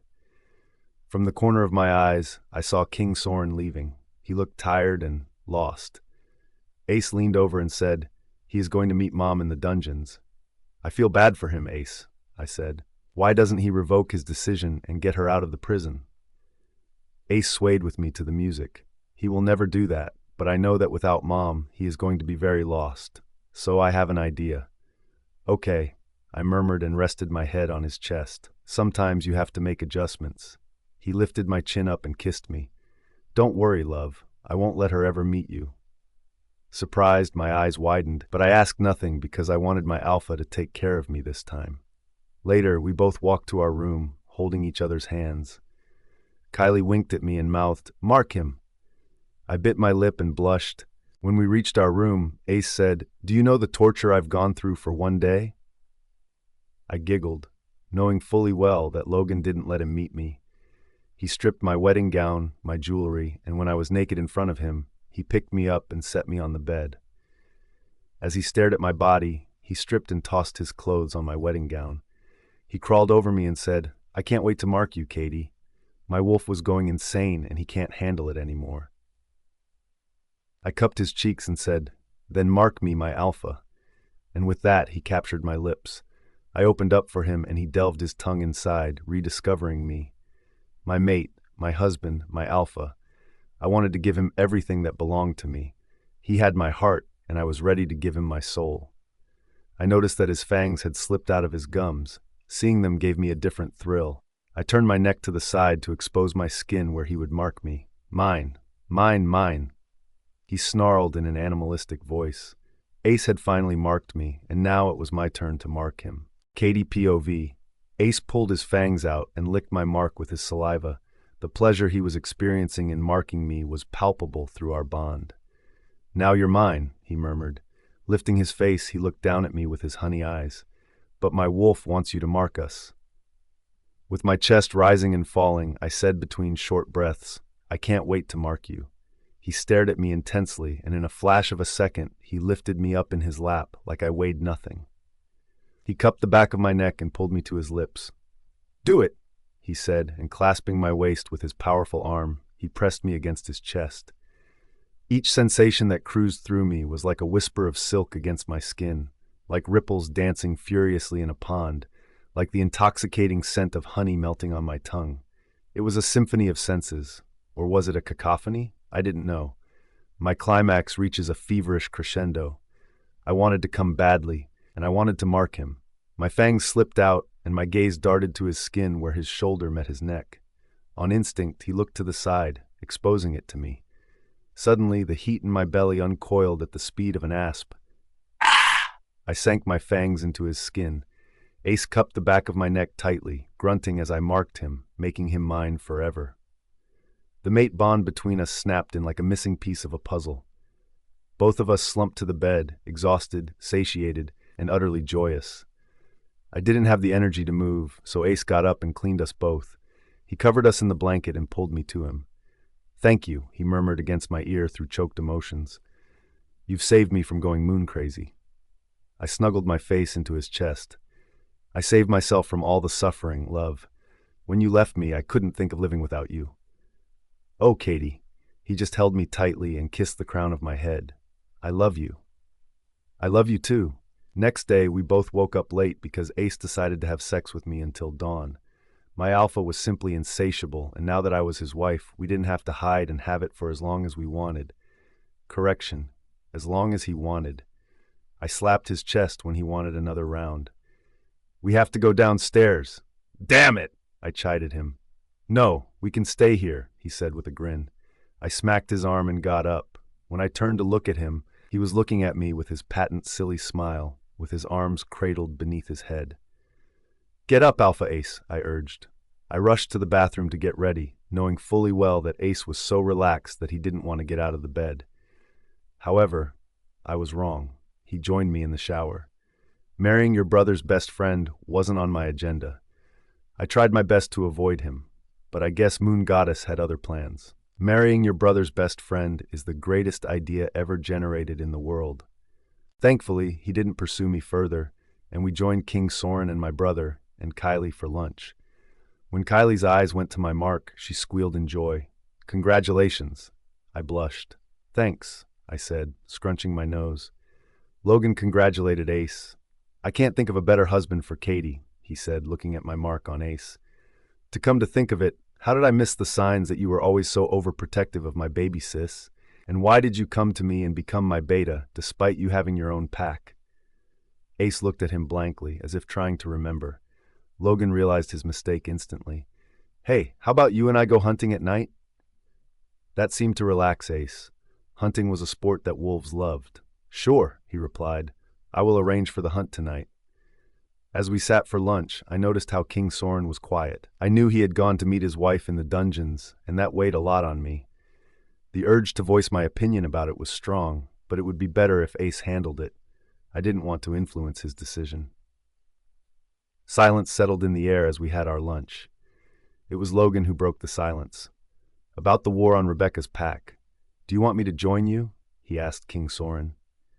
He shook his head. That pack is small. I can take over easily. He looked to Kylie and said, Luna Kylie, you have read the werewolf laws nicely. What does the law say about Lunas who have committed treason? The question took all of us by surprise. Awkwardness bubbled in the air, but Kylie handled it very well. King Soren, the High Council takes treason seriously. The only law for treason is throwing the enemy in the dungeons. However, for the case to go to the High Council, it has to be filed there. She avoided mentioning Cassie's name tactfully. Keeping her form down, she wiped her mouth with the napkin. If the act of treason occurs within the pack and is controlled, then I have read a case regarding it. It took place about a decade ago. The Luna was sent into exile for political reasons. She could not step into the pack, ever. However, the alpha of the pack remarried after rejecting her. Another realization slammed in me. King Soren knew about this law. He had thrown Luna Cassie in the dungeons in a big show for his pack members. He was going to take his wife and mate out of the pack and keep her in exile in a secret location. I snapped my head at Ace, who had a ghost of a smile on his face. So this was his plan. He had said that he wouldn't let her see me, and it all made sense now. I see, King Soren said with a satisfied nod. Thanks, Luna Kylie. You've been of great help, not just to my son, but to me as well. What he meant was that he knew she had manipulated the invite and pushed me into the competition. But what he also meant was that he was happy at the turn of events, because Kylie indirectly helped him uncover treason and bring his son out of a lifetime of misery by sending me here. I felt Ace's hand on my thigh. He squeezed them lightly as emotions rippled through him. King Soren was a wise wolf, and so was Ace. The apple didn't fall far from the tree. Just as we were all about to finish dinner, an Omega came to King Soren and handed him a letter. King Soren opened the envelope, and his expressions turned hard. Alphas of Rebecca's and Bo's pack have joined hands and are planning to attack us, he growled, slapping the letter on the table. And there's no guarantee that they aren't hiding in the forest surrounding my pack in order to take us by surprise. Bloody, sneaky bastards. Dread surged through me. Those alphas were taking advantage of the fact that the Viking pack members were immersed in festivities. Taking us during this time was a great strategy. We were not ready for the war. Fear rippled through me when I thought they were actually after Ace and not King Soren. After all, it was Ace who Rebecca wanted to marry, and it was Ace who Bo wanted to replace. With their plans crashing down, they would kill him and exact their revenge on me. They aren't sneaky, Logan hissed. They are idiots. Have they forgotten that we are allies? Katie POV. I paced in my room. There'd been a nagging feeling since lunch that something didn't fit.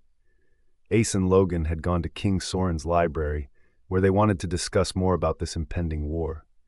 Kylie was talking to Sjur and Fenris to send warriors along the borders of the Viking pack as soon as possible. However, why was I feeling that this wasn't a solution? If the enemy pack warriors were hiding in the jungle that surrounded the Viking pack, there was no guarantee that they would attack us so soon. On the other hand, they might attack us immediately. In a case like this, when the pack was in the midst of wedding celebrations, where would the enemy attack? Obviously, someplace weak. Kylie, I called her. She darted her glance at me and signaled me with her finger that she would take a second. I waited for her as patiently as possible, anxiety cruising through me. She disconnected the call and came over. I've asked Sjur to send warriors to the Viking pack. He said he'll come, but Fenris will stay behind. Come with me to the library. There's something that I have to discuss now, I said and grabbed her hand, pulling her out of the room. She looked confused. What's it, Katie? Just come. When we reached the library, I saw that 2 guards were stationed at the door. They dipped to bow and opened the door for me. Katie? Logan got up and came to me. He searched my eyes and asked, "Is everything okay? I have a theory if you'd like to listen." Sure. In less than 1 hour, King Soren gathered his warriors. Logan wanted me to stay back, but how could I? I was his Luna, and as the Luna of the pack, I was supposed to be leading it with him. Logan and all the warriors who had accompanied him as security from the Nord pack also joined us. Kylie didn't join us because Logan threatened her. He would quit talking to her until the pup was born if she joined him. I couldn't blame my brother for overprotecting his wife. They were going to be a family. I had to convince Kylie to stay back, saying that I wanted to see my nephew or niece. She could join us in another battle in the future. We marched to the east end of the pack, and just as I had expected, we sniffed the enemy, which was hiding a few meters away from the pack's border. Ace looked at me with his chest swelling with pride. "You are my perfect companion," he said, and kissed my temple. "I'm going to shift, and I want you to ride me." He took out a gun and handed it to me. "That contains silver bullets. Kill all of them." Exhilarated, I nodded. Ace shifted into his beautiful brown wolf. He lowered himself to the ground for me to mount him. I looked around and saw that some warriors were already shifting, while some were in their human form. King Soren had shifted in his wolf and padded to the front with lethal grace to lead his army. King Soren looked back at his warriors. He growled menacingly, signaling them to attack the enemy. Within a few seconds, all the warriors charged towards the jungle. Ace's wolf leaped in the air and reached the line of trees behind which the chaos was in full swing. With my gun loaded, I aimed at any enemy that came near us. Since the battle was taking place in the jungle, the enemy wolves had the advantage of hiding well and attacking us. With 2 enemy packs combined, we were outnumbered, yet we took them as much as we could. Out of the corner of my eye, I saw King Soren taking on the 4 wolves who had surrounded him. They had attacked his hind leg and had bitten it. Blood flowed out profusely. "Ace, take me near your father," I commanded. Ace veered right and reached for his father. As soon as I had a clear aim, I shot 2 wolves at his rear. They let out a piercing howl before they fell to the ground. King Soren looked at me and then took over the 2 wolves in front of him. I searched for Bo and Rebecca, but Rebecca wasn't there. I spotted Bo fighting with my brother and prayed that Logan only injured him lightly. But my brother was a force to reckon with. Bo had no chance of winning against the most powerful alpha of America. Soon, Logan wounded Bo to the level that he fell on the ground, unconscious. Logan didn't sink his fangs into Bo's wolf because he was Luce's husband. However, since we were less in number, we started losing. The enemy had us surrounded and was gradually breaking down our defense. "Should we retreat?" I asked Ace. Suddenly, 5 wolves jumped from nowhere and surrounded Ace and me. Fuck, I knew that this was pre-planned. After taking us down, they would kill King Soren and claim the pack. Let me shift, I whispered to Ace, but he refused, because he had other plans. He was going to escape and take me back to the pack and return. However, that would happen only if the 5 wolves around us were weak. They growled and closed in on us. One of them charged at Ace to bite his flank. I aimed my gun at him and shot him right between his eyes. He let out a howl before falling to the ground, but by that time, another wolf had attacked Ace on the other side. With a menacing howl, Ace spun and kicked that wolf in his mouth. The wolf skidded a few feet away, his mouth covered with blood. I aimed to shoot him, but no bullet fired. Dread exploded in my chest. The 3 remaining wolves attacked Ace. I knew that with me on his back, he would be restricted, so I jumped off to the ground. A wolf saw this opportunity to attack me. He pounced on me, but I rolled beneath Ace and avoided him. Ace was enraged as hell. He pounced on that wolf and sank his fangs into his neck, taking him down, but not without being attacked by another wolf who bit his front leg. I let Ara take my skin. More wolves joined to take both of us. We both fought as much as we could because there was no way out. My only intention was to keep fighting as long as I could because I was expecting something soon. But the enemy wolves weren't even expecting it. Distant echo of howls sounded in the jungle, and I couldn't help but yelp. Sheer had come with his reinforcements.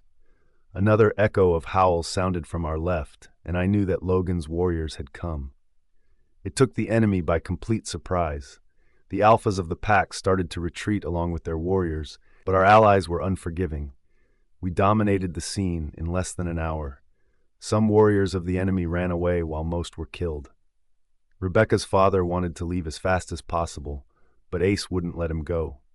The minute he saw her father, he charged him. The battle between the two lasted for 20 minutes, but ended only when Ace pierced his fangs in his neck, squelching the flesh and dragging the wolf to me. I stared at him, at his blood maw, feeling proud as he stared back at me with anticipation. Ace dropped the wolf at my feet like an offering. I sniffed the wolf, crossed over him, and joined my husband. When I licked his mouth, he knew I had accepted his offering. The war drew to an end after we captured Beau's brother, Alpha Derek. Derek was imprisoned in the dungeons, while Beau's friends brought him back to his pack in his wounded condition. Victory was ours. Some warriors were sent to Rebecca's pack to take it over. It was a long and tiresome day, and so none of us met. The doctors and nurses were busy attending to all the injured. Ace was injured badly, and he had to stay in the hospital for a day. 2 days later, "That was the most cowardly behavior, Alpha Derek," King Soren growled. We were all sitting in the meeting room with Derek chained to his chair. Derek lowered his face and shook his head. "There's been some misunderstanding, King Soren," he said with a ragged breath. "My brother said that you were planning an attack on me after Ace and Katie threw them out of the pack. He said that it was part of a strategy for Ace to conquer my pack." "What the fuck?" Ace growled. "I have no such intentions." Katie POV. "I know," Derek clenched his fists. "Beau threw me under the bus for his revenge. He filled me with everything negative about you all. Along with Luce, he concocted a story that said that they were both tortured and forced to leave. Luna Katie abused Luce mentally and physically, while Ace made his mission to harass Beau at every step." He looked at King Soren. "I am so sorry about it, King Soren. I know you won't believe me, but that is the reality. I have nothing to do with my brother. It was on my mother's insistence that I joined hands with Rebecca's pack. And come to think of it, I suspect it was Luce, Rebecca, and Beau who planned this story all along." He shook his head. "His plan would have succeeded anyway. I feel like such an idiot. Had it not been my mother, I wouldn't have invaded you." He sighed. "In retrospect, with me in your captivity, he will claim the position of Alpha in my pack." He looked away, sadness crossing his face. "My pups and my wife are innocent in this. If possible, after killing, please spare them." "No, he won't," Logan said. "My warriors have already ensured that." I pursed my lips to suppress my chuckle as Derek jerked his head back with wide eyes. "How?" Logan shrugged. "It's a long story, but to cut it short, my warriors followed Beau to the pack. He was being taken to the doctors, but they attacked the team which was taking him there. My warriors took over your pack and have imprisoned Bo and Luce." Derek was speechless. I knew he had 1,000 questions about his wife and pups. Derek was a young alpha with pups who were 10 and 8 years, both boys. King Soren looked at Ace. Ace nodded and turned his attention to Derek. "Alpha Derek, we understand you invaded us because of your promise to your mother. We will give you the pack back, but you have to promise something in return." Derek was once more caught off guard, as typically when a pack was overtaken, its alpha would either be slain or become rogue. I guess Derek was expecting to be killed. "You'll return my pack?" "Yes," Ace replied. "Then tell me, what do you want in return? I have about $30,000 in my account that I can spare." Ace chuckled and shook his head. "We don't want your money, but—" He leaned forward and placed his hands on the table. "We want you to let Bo stay in the dungeons for the life." At first, he narrowed his eyes, but then a smile ghosted his lips. "Deal," he said. "And what about Luce?" He asked it because he knew Luce was a sensitive topic. Instead of Ace, it was King Soren who spoke. "Screw her so badly that she cries for life." Derek's eyes went wide for a moment at Soren's words. When he saw the king's determination, he didn't counter it. "I will ensure both your requests, King Soren. They both are my culprits as well." "Great!" Ace stood up and walked to Derek to open his chains. "In that case, you may leave the Viking pack tomorrow. Please let us host you for today, for you are our new ally." Derek's lips lifted into a smile. As Ace opened his chains, he said, "I haven't seen a more benevolent alpha in my life. Had my brother been right, it would have been a pleasure to have you as a family." He got up as the chains clanked to the ground. He extended his hand to Ace, and when Ace took it, he shook it confidently. "I'd like to leave as soon as possible and with my wife and pups because they must be worrying about me. So I have to decline your invitation this time, Alpha Ace. However, I will come for your coronation with my Luna, and that's my promise." There was no point in feeling offended by Alpha Derek's decision to leave and decline our hospitality. We all knew what it was to be with family, and the truth was we were all very exhausted from all the shenanigans that happened around us. With everything and everyone in their right place, we wanted to celebrate. In the evening, after dinner, we went to the vineyards for a walk with Logan and Kylie. "These are beautiful," Logan said as he looked at the estate. "How long have you had these? And why didn't you ever tell me you guys have free wine flowing in your pack? I am offended." Ace laughed. "I don't remember not talking about it to you." A surprise in Logan's eyes was followed by a flicker of sadness. He stopped and turned to Ace. "Hey, I'm sure that with Katie's help, you'll regain all your memories. I have talked to a werewolf psychiatrist down south. He said that there's one very renowned fellow in Mexico, but he rarely has time to come and visit his patients personally. So," he looked at Kylie with a knowing glance. Kylie giggled and took out an envelope from her pants pocket. She gave it to Logan and winked at me. Logan gave the envelope to Ace. "These are your honeymoon tickets to Cancun and other beautiful places for couples in Mexico." "What?" I blushed. "Damn it! Logan, you are my brother." Kylie laughed as she touched my shoulder. "It was my idea, not his, so don't blame him." I lowered my head, my face firing up till my ears. Ace took the envelope from Logan, and a moment later, he embraced him.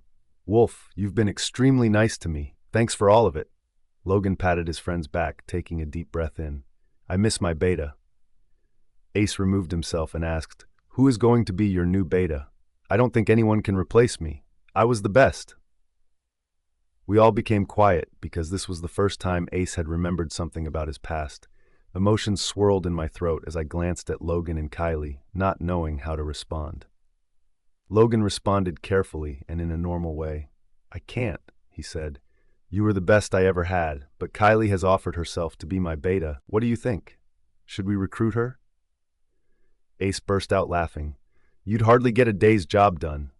"Why?" Kylie retorted. "I am a worthy candidate." Ace shook his head as we continued on our walk. "Don't tell me, Kylie. Will your husband be able to keep his hands off you?" Kylie blushed, and I laughed, nudging her with my elbow.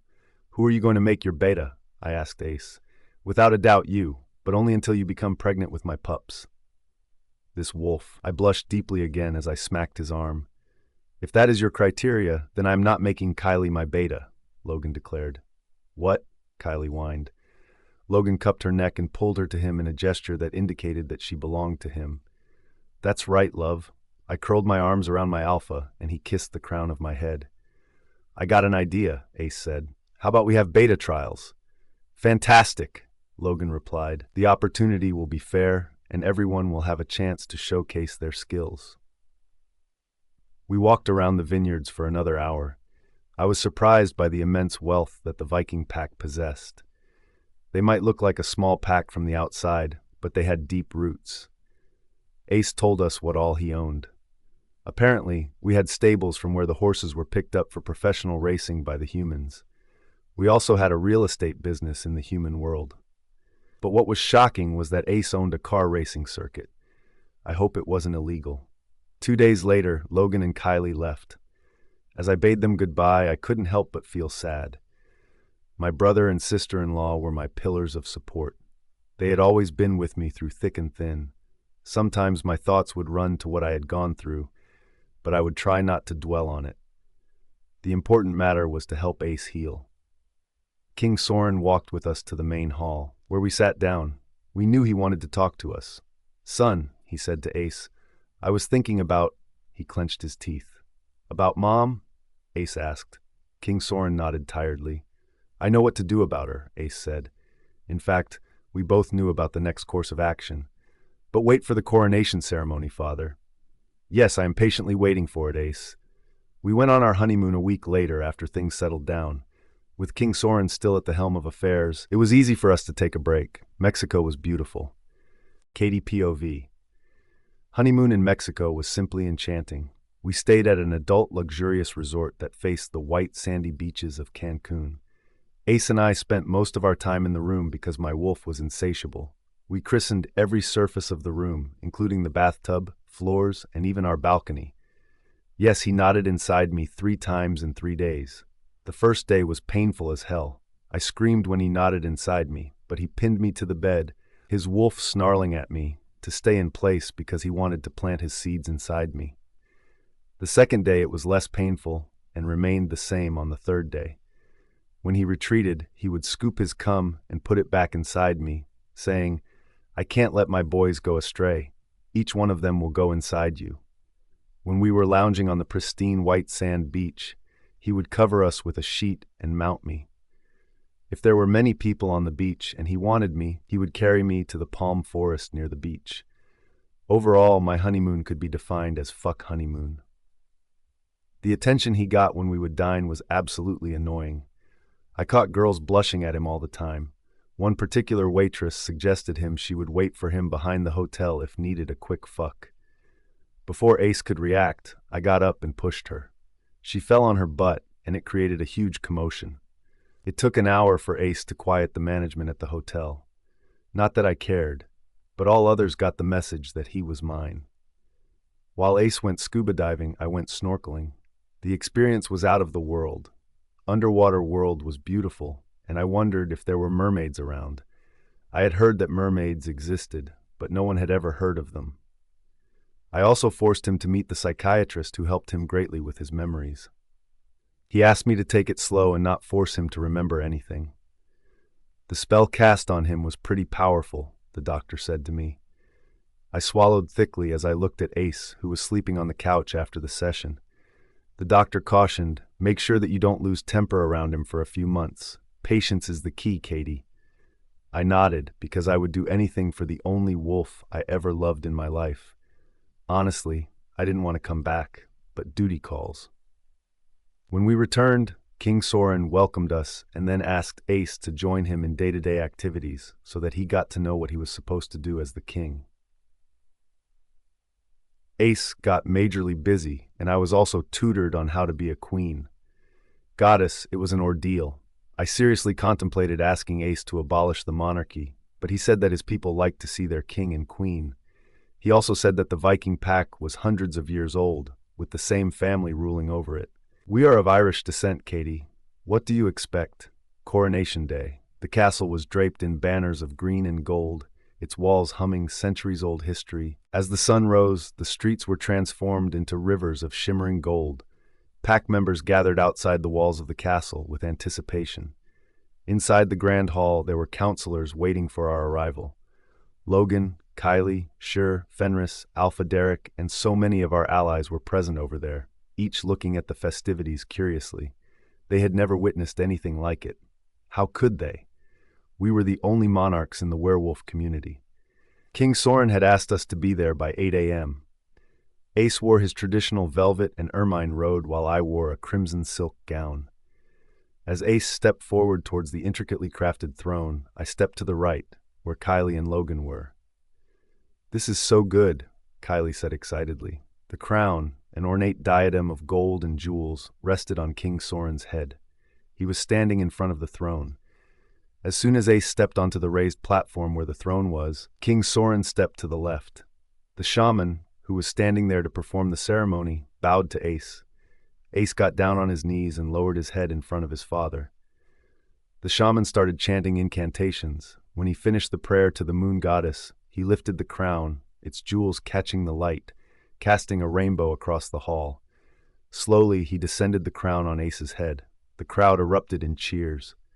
I wiped a tear from my cheek. This was the culmination of my Alpha to a greater role, one I thought he'd never assume. But Ace had shown significant improvement. I never persuaded him to remember our past, but occasional memories would resurface. His wolf helped him heal as well. King Soren was jubilant. I could see pride and content in his eyes. He pulled Ace into a tight hug. "I'm so proud of you, son. With your mate, you are going to rule this pack for a long time." Soren stepped down along with Ace, and he called me by his side. With me in the center, we walked to the balcony from where we could see our pack members. Upon reaching there, Soren announced, "I present to you the new king and queen of the Viking pack, King Ace and Queen Katie." A shudder ran down my spine and goosebumps lined up my skin when the weight of his words fell upon me. The pack members cheered, a chorus of approval sweeping through the streets. King Ace's eyes, bright with determination, surveyed his subjects with a steady gaze. He squeezed my hand tightly, indicating that I had to stay by his side always. I leaned on his shoulder and gave him my approval. For the rest of the day, the castle was a hub of activity. All pack members brought some or the other gift, which apparently was a tradition. Kylie was so excited during lunch, and she just couldn't stop clicking pictures to post on her social media. "Who the hell is related to royalty these days?" she said when I laughed at her. "So just shut up and smile for the photo." They both left the next day in the morning because they had urgent work. All the other guests stayed for a day more and left the second day. It was on the third day that Alpha Soren said, "Ace, it's time that I leave. My bags are already packed." Emotions charged up. I looked at Alpha Soren, knowing well where he was going. Over the last 2 days, he had taken Cassie out of the dungeons, and she was taken to an unknown location somewhere in the deep forests secretly. He was going to join her over there. Though many pack members advised him to reject her, we knew he wouldn't. Cassie was his mate, and he rather abdicated his throne to be with her than reject her. Last night, when we were in his room handing him the final documents, he said to Ace, "I know that your mother had been terrible about all this selection, but..." He took a deep breath. "She's my mate, and we've spent 40 years together. How can I give away that togetherness? I can't. I don't have the strength in me to reject my mate bond." Tears gathered in my eyes because I had also gone to lengths for my mate and to restore my mate bond. "Father," Ace said, "it's fine. I understand." Alpha Soren left the Viking pack to join his mate soon after. 3 months later, I was eating chocolate ice cream, which had become my favorite during my pregnancy. Ace was sleeping with his head in my lap on a lazy Sunday afternoon while I was watching a movie. He had become ferociously protective about me and had multiple guards around me every time. "Hey, any news about Rebecca?" I asked. He sighed. "She's hiding in the forest with rogues. We'll get her soon." Rebecca had run away, but she was spending the worst kind of life one could imagine. Being a rogue meant you had to stay away from the packs in order to stay alive. "I want you to find her fast and throw her in the dungeons, Ace," I said. "She's like a loose cannon." He wrapped his arms around my belly and kissed me there. I'll find her, so stop worrying. I ran my fingers through his hair. And how's my king doing now? I was thinking that we should have at least 4 pups. I smacked his arm and he laughed. His laughter boomed across the room, and I swear it was the best sound to my ears. I love you, King Ace, I said and leaned in to kiss him. Kylie POV. It had been 3 months since Katie got pregnant, and I was 5 months pregnant. There was not a single day when we didn't call each other and talked at length about how we were both suffering or enjoying ourselves. I had just finished the conversation with her when my eyes went to the pile of clothes that was lying in our walk-in closet. My housekeeper hadn't turned up because of a stomach flu, and so I was folding the clothes and cleaning up the space. Logan had asked me not to work at all, but I wanted to keep myself active. It had been an hour, and normal work that I could do within minutes seemed like a gargantuan task. My breasts were getting bigger than they already were. My tummy was huge. I couldn't wear my previous clothes. I was sweating a lot, peeing a lot, and getting irritated with almost everything. Unable to cope up with all the stupid trauma and hormonal changes, I started crying. Kylie, Logan walked into the room. Girl, what the hell are you doing? I told you to relax. He came to stand in front of me, and his eyes widened in fear. Why are you crying? Logan, I cried, and he wrapped me in his arms immediately. Oh, baby, he kissed the crown of my head. Please don't cry. Did I do something wrong?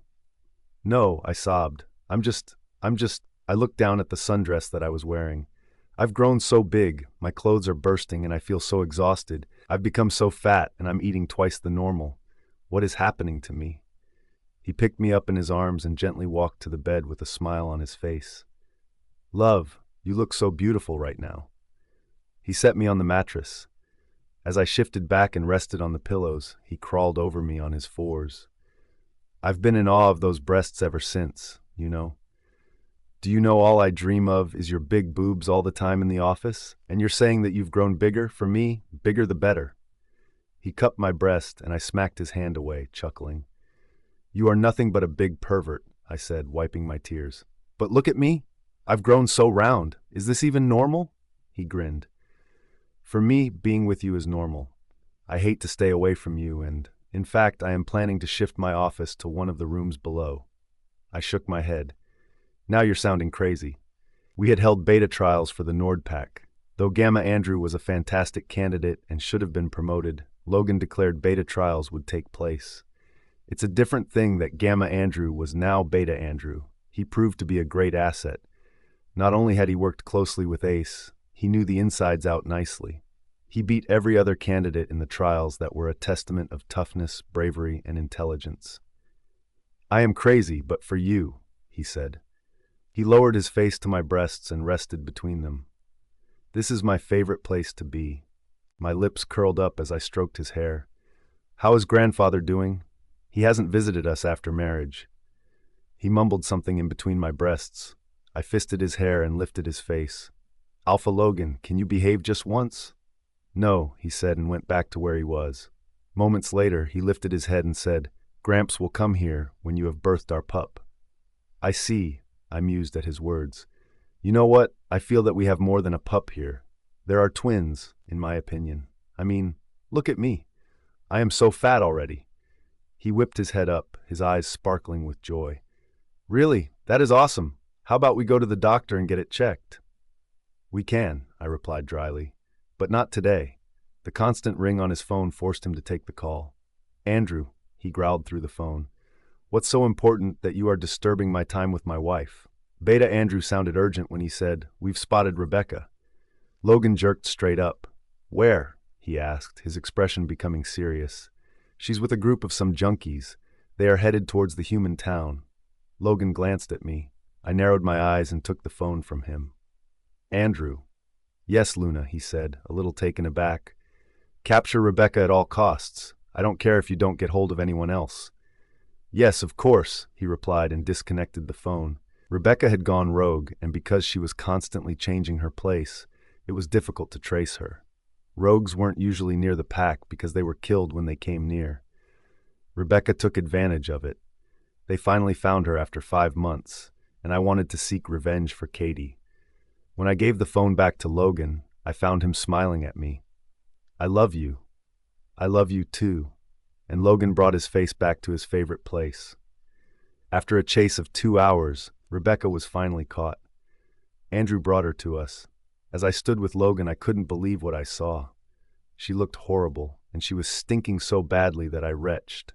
Her hair was matted, and there were dark circles under her eyes. When she saw me, she shouted, "You bloody bitch!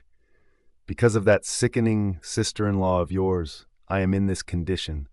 You guys killed my dad and forced me to be a rogue. You all are cruel, mean, and I hope the goddess gives you the worst punishment." Unable to restrain myself, I stepped forward and slapped her hard across her face. She shrieked and fell down and started sobbing. "I knew it," she mumbled. "You all are so wicked. For your own happiness, you've destroyed me." "We've destroyed you?" Logan growled. "You were the one who supported Luce to cast a spell on Ace, wasn't it?" She jerked her head up, surprise flickering through her eyes. "No, it wasn't me." "Oh, please," I said to her. "Stop with the dramatics. We all know that it was you. Luce has confessed it already." When Beau was thrown into the dungeons by Alpha Derek, Luce had cried and cried. The foolish girl was blindly in love with the man who tormented her regularly. I guess it becomes your mentality to accept torture from the hands of someone you love so much. Luce was a gone case. In order to free Beau from the dungeons, she spilled the truth. It was Rebecca who had orchestrated the entire plan. "She is lying!" Rebecca cried. "It was Luce and Queen Cassie."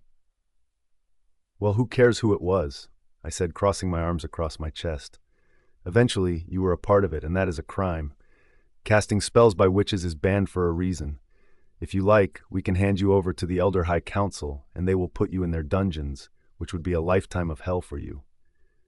She scrambled back, shaking in fear. No, please don't do that."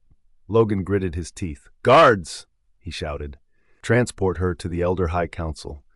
I have all the papers against her. She is not my prisoner. She has committed a crime of the highest nature, and so she should be handed to the Elder High Council." Rebecca kept shouting as Logan held my hand and walked out of the place. He took his phone out and called Katie. When he told her what he had done with Rebecca, she said nothing for a few moments. And then she said, "Thanks, brother." I knew she was crying on the other side. I would talk to her later. 2 months later. At 7 months, I couldn't look past my belly. I really wanted to meet Katie, but neither of us could come physically to meet. Katie, being Queen Katie, had to ensure the safe birth of the heir of the Viking pack. Besides, Ace didn't allow her to step out of the castle without him accompanying her. I had started feeling so hungry that Logan would get up at midnight to make snacks for me. He was turning out to be the worst cook a girl could find. I couldn't resist my love for him, so I indulged in all the burnt, buttered breads and sweet omelets. Kylie POV. My body chose to go into labor when I was going to my bed after dinner. I was going to the balcony where I saw the moon hung low and full in the night sky, casting its beautiful glow over the forest behind our manor. Logan was right after me when I squeaked, "My water's broken." He froze behind me. "Baby, we are going to give birth." Goosebumps lined my skin. And then the first pangs of labor swept through me like the rising tide, relentless and powerful, leaving me breathless. My alpha husband's usual calm and commanding presence faltered. The man who could silence the room with his single growl that would shake the doors and window now found himself vulnerable. His nervous eyes darted at me, his expressions looking like he was lost in a blizzard. "Kylie?" He came to stand near me and swept me in his arms in one swift motion. Shouting at all the servants in the manor, he rushed with me to the car that was already standing on the porch. His nerves frayed with each agonized moan I made. "Baby, just 2 minutes. I'll get you to the hospital." Making me sit in the car on the passenger seat, he jumped in the driver's seat and drove to the hospital as carefully as possible. As the day of birth approached, Logan had asked me to get admitted in the hospital. However, I refused it. I wanted to stay at home with him. We had been relentlessly working on the nursery, and I wanted to see it all. Katie was 7 months pregnant and was getting just as exasperated as me. Who knew that my best friend would become my sister-in-law and that both of us would have pups in the same year? The bloody months look like the shadow of a towering oak at dusk, she cursed, making me laugh. Don't worry, I said. Soon you are going to miss these days. The doctor was waiting for me outside. He rushed us into the labor room. With Logan's help, I lay on the bed. He held my hand and stood there, watching me with wide eyes. Within an hour, my labor pain intensified. I cried and shouted, sweat beading on my forehead. My breaths came in ragged gasps as I endured the pain. Logan had left me to get coffee, but when he returned, he clenched his jaws. Can't you fucking reduce her pain? He shouted at the doctor. I can give her an epidural, the doctor suggested. What? No. I protested through gritted teeth. Logan placed the coffee cup on the side table and began pacing the room, his hands clenched into fists that trembled with helplessness. Through our bond, I could sense his emotions that were a whirlwind of fear. Can you not be so scared? I rasped, looking at him through hooded eyes, panting crazily. He closed the gap between us and held my hand in his. Baby, I am sorry. It's just that. He swallowed his words when labor pain hit me, and I squeezed his hands. Goddess, where did you get that power from? Fuck you, I shouted through my pain. Outside the labor room, many of the pack members had already gathered. I would hear Andrew yelling at them to not crowd in front of my room. Through the pack bond, I could feel their excitement. After all, they were about to see their heir. The head is forming, the doctor announced. Luna, Kylie, please push hard this time, okay? So soon, I said, disbelief in my eyes. I had read that it took a long time for the first-time mothers to birth their pups. Yes, he nodded with a smile. So this time when the wave of pain rolled through me, I pushed with all my might with a scream ripping through my throat. Great, the doctor grinned. One more push, Luna. You can do it. The pain was too much to bear. I started crying loudly and prayed to the moon goddess to give me strength. As soon as the next wave came, I used all my might and pushed my pup out. Next moment, I heard a loud cry. The doctor held my pup in his hands, squealing in joy. Congratulations, you got a boy pup. Logan's face was a mixture of emotions when he saw his heir. Baby, we are parents. My heir is here. I nodded at him with tears in my eyes when all of a sudden, another wave of pain surged through me. Ah! The doctor gave our pup to the nurse to clean him up and turned his attention to me, bewildered as hell. Another head is forming, my Luna. What? I squeaked. When Logan had asked me whether I wanted to know the sex of my pup or how many I had in me, I refused. I only assumed that I had twins inside me because of my bloated belly. Yes, we got one more pup coming, he announced and focused his attention on me. Logan, I cried. He gave me his hand that was shaking like a leaf. We have twins, baby. I held his arm and shrieked in pain when the second pup decided to come out. We heard a soft cry. The doctor held her up in his arms. You got a girl pup, Luna. Congratulations! I giggled through my mess as I looked at both of my pups. However, my joy lasted only 1 minute because another pain cruised through my body. No! I shouted. This time the doctor watched me with wide eyes, shocked. There's another head forming, he said in a jittery voice, handing my pup to another nurse. Logan went numb while I screamed in pain as the doctor turned his focus on me. I felt a third pup slipping out of my womb. Shocked, Logan sank on his knees to the ground as he stared at his third baby, a boy. OMG! Luna, you've got triplets, the doctor said in a low voice as he held our third pup in his arms. I sagged on the bed exhausted, my lips curling up, and then the world turned dark. Kylie, Kylie, a voice sounded in the distance. I fluttered open my eyes and found myself looking at Logan, who was holding our triplets, our wriggling bundles of joy, in his arms. Swathed in pink and blue, they were sleeping, making soft sounds. He brought them closer to me, his eyes shimmering with pride and joy. Thank you, he said in a hoarse voice, loaded with emotions. You've given me 3 beautiful pups. I'm forever indebted to you. As he gave me our pups, vestiges of my anxiety melted away, replaced by an overwhelming sense of happiness. My eldest boy had dark hair and eyes, just like his father's, while the younger one had my hair and eyes, but their resemblance to him was uncanny.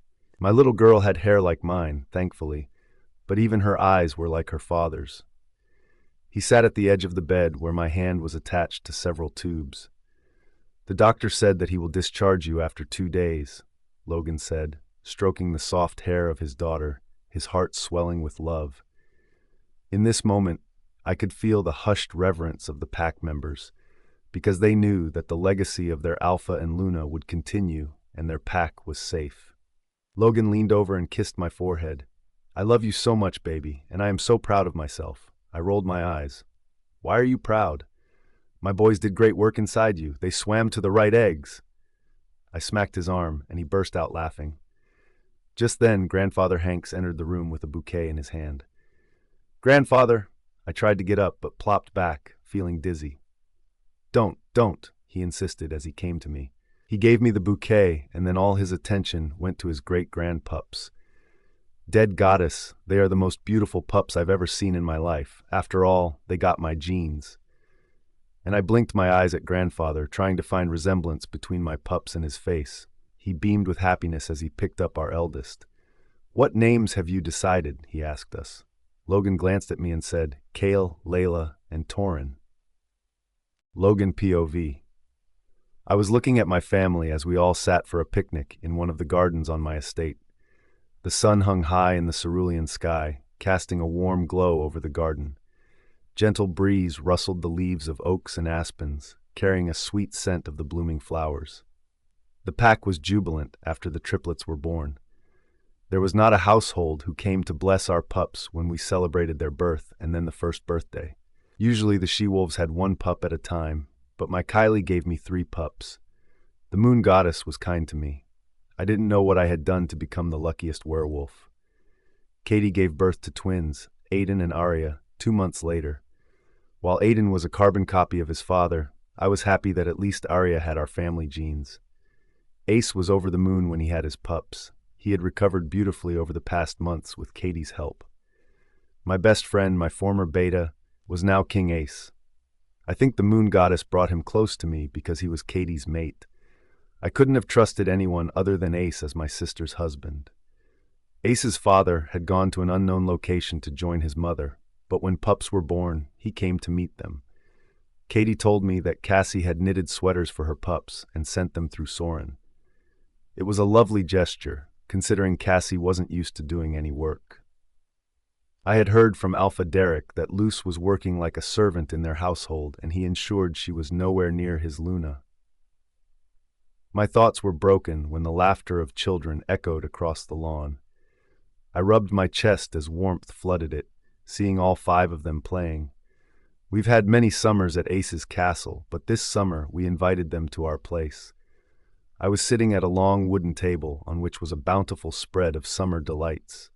With a contented smile, I watched my triplets, Kale, Layla, and Torin, playing nearby. Kale was chasing a butterfly, holding a bunny that was tucked under his arm. A while back, he had caught a rabbit from an underbush. What can I say? My firstborn was showing traits of being an alpha wolf right from an early stage. His hunting capabilities were unmatched, and so was his empathy. He caught the butterfly after chasing it with unbridled enthusiasm, his laughter filling the air. And then he set it free. Layla, my daughter, was the most spirited. She was in the midst of an animated conversation with her dolls and was having an imaginary tea party with them. Torin, my youngest, was building a sandcastle with impressive precision, his small hands moving skillfully. Kylie sat beside me, her blonde hair shimmering in the sunlight. She looked at me with a knowing smile as her beautiful blue eyes twinkled with joy. I intertwined my hands with hers, a silent acknowledgement of our unbreakable bond. "It's a beautiful day, my Alpha," she said in her soft and melodious voice that had always brought me to my knees. "It truly is. I couldn't ask for more." I lifted her hand and kissed it. "Shall we have more pups?" "It's high time, baby." She raised her eyebrow. "Again?" I chuckled. "I will keep asking you again and again until you yield." On the opposite side of the table, Queen Katie sat with King Ace, enjoying the afternoon with us. Their twins were engaged in a playful tug-of-war with a rope, giggling away to glory. Both of them were just 2 months younger than my pups. Their 4th birthday was round the corner. Katie's eyes filled with pride as she watched her pups. When Aiden fell down, Ace's deep laughter resonated in the garden. "I think Arya is going to win," Ace remarked, winking at Katie. Katie chuckled. "I don't think Aiden would let her get away so easily. He is just as stubborn as his father." I couldn't help laughing at Katie's remark, and others joined in. This easy camaraderie was what I had sought after. All four of us had faced so many challenges together, right from threats to our packs to our personal life, but it was the days like these that made every struggle worthwhile. I leaned back in my chair, taking a moment to appreciate what the moon goddess had given me, a beautiful scene before my eyes. My family and my sister's family was the pillar of my world. We were powerful allies. The future of the Nord Pack and the Viking Pack was bright and secure, with the young ones growing up under our watchful eyes. "Grandfather wants to retire from the High Council," Katie said, looking at me. "He wants to spend his time shuffling between our kids." I nodded. "I think he should. He served the High Council for a long period. It's time he takes a rest and enjoys his life." "So will you convey our decision to him, or should I?" she asked, resting her head on Ace's shoulder. "I'll convey it to him," I replied. "In fact, I'll go there and get him back with me." "Cool," Katie grinned. A sudden burst of laughter drew our attention back to the pups. Layla and her brother had joined their cousins in the game of tug. Arya was with Layla and Torin, while Kale went to Aiden, the two future alphas against their future betas. Their squeals of delight mingled with the squeals of their moms who cheered them. This sight filled my heart with an overwhelming sense of gratitude.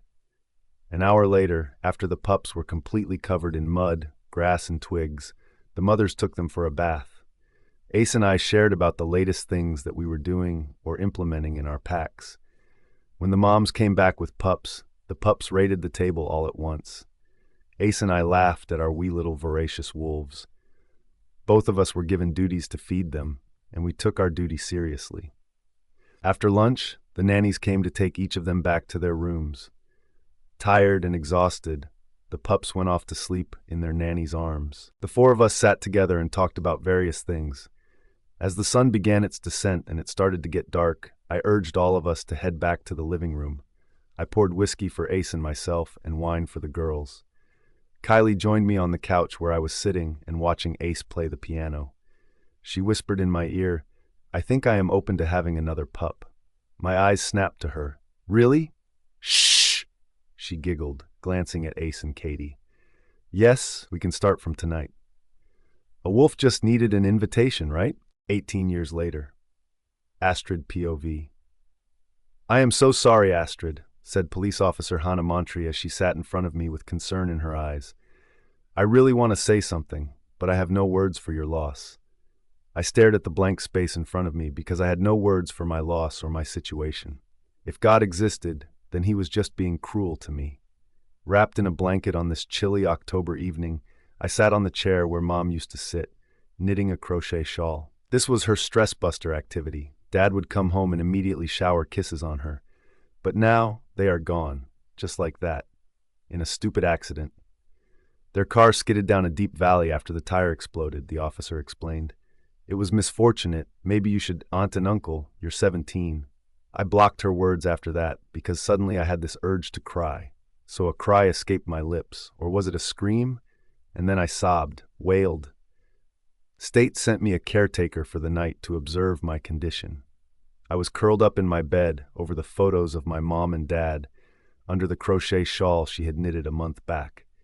I didn't know where my life would take me after this, but right now, all I wanted was to stay quiet and cry for as long as I could. The police called me to the hospital to identify their bodies, and once again I broke down. Most of their bodies were charred because of the explosion that followed, after the car tumbled down. The funeral took place 2 days later, and by that time I had finished all my tears. Watching them go under the earth was distressing. Yeah, God was cruel. During the funeral repast that was mostly done with the help of my friend Daisy and her parents, Hannah said, "Your aunt and uncle have contested for your custody. I took the liberty of calling them and informing them of your situation." My aunt and uncle, Bree and Fred Lou. Fred was my mom's younger brother. His home was in the quiet town of Cedar, situated beneath a vibrant green hill in Oregon. He had barely visited my mom and dad. Hannah exhaled softly, saying, "Fred requested I bring you to him." "I don't want to go," I replied in a quiet voice. How could I leave my parents' house and go to someone who I had met when I was only 5? Besides, what about my school? I was 3 months away from my graduation and only a month away from my 18th birthday. Hannah reached out to me and placed her hand on my forearm. Astrid, you don't have an option, love. If you choose not to go, you will be placed in foster care because of your age. So it's either the foster care or your uncle and aunt. I swallowed thickly, blinking away my tears. This house? I asked, my voice choked with emotions. This house will be locked. No one can touch it. Even your stepbrother, Xander. Your parents have bequeathed this property to you. My stepbrother was my father's child from his previous marriage. His first wife had fled with her boyfriend. After she had died, my stepbrother returned and demanded his share of the property, which was ridiculous. He was 25 and, unfortunately, addicted to drugs, but that didn't deter him from harassing my parents. Hannah continued, just stay with your aunt and uncle. As soon as you touch 18, you can come back, okay? I'll let you know. I murmured and went to Daisy. She hugged me tightly. I needed that hug. I wanted someone to be with me all the time. My parents' death had left me broken in more ways than I cared to admit. After everyone left, Daisy stayed back. She handed me a hot coffee mug and sat down in front of me. Hey, you must go to your aunt and uncle's place. I saw Xander lurking around. That bastard had come on the day of the funeral to ask for money. Mom was so pissed at him she gave him a $100 bill and asked him to fuck off. But I know he won't stay quiet. He is going to harass you. I will not be afraid of him, I snapped. Girl, I know you aren't afraid, but your stepbrother is a lunatic. Just go away for a few days. Once the situation settles, I'll call you, okay? I pursed my lips as my body shook. This was getting only worse and worse. I was all alone and vulnerable with a lunatic stepbrother roaming on the streets. Daisy urged, Astrid, please, girl. I wish I could ask you to move into my place, but with 6 siblings, we barely have space.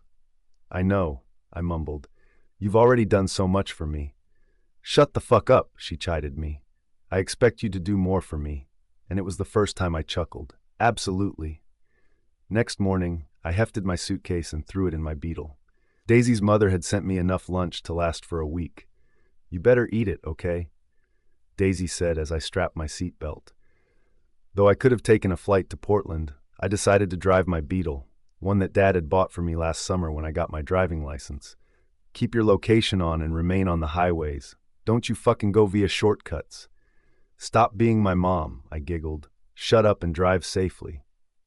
Daisy and I hugged each other tightly before I started. It was going to take a neat 7 hours to reach Cedartown.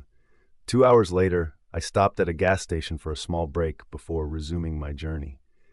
I hadn't met my aunt and uncle in long, so the feeling of awkwardness grew inside me.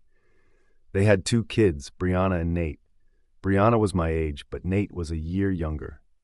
As I drove, I stuck my hand out the open window and let the cool evening air rush over my skin. The smell of winter and oaks, aspens and cedars wafted into the car as the dark forest flew by me. I was on my way to Cedartown. My phone buzzed, and I grinned, seeing Daisy's name flashing on the screen.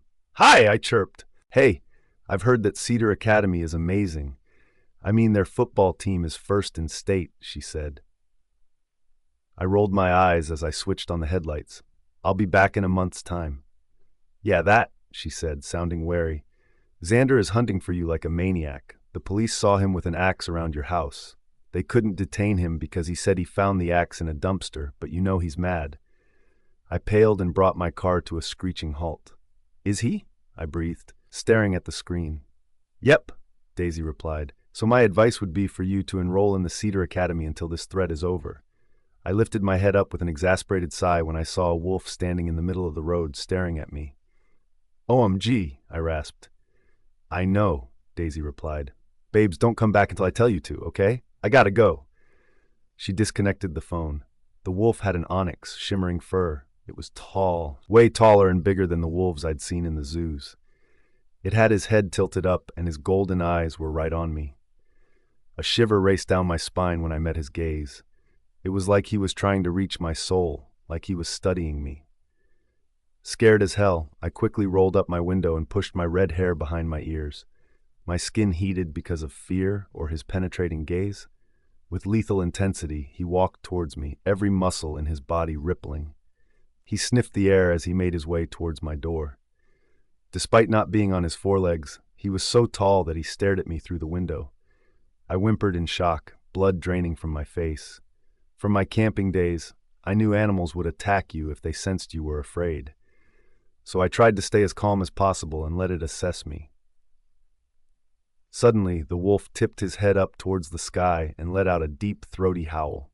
A few seconds later, more howls emanated from the woods. I gulped saliva down my dry throat, staring at him. He looked at me once more and then tore off across the road, loping into the forest. Fuck! I quivered and rammed my accelerator to get the heck out of here.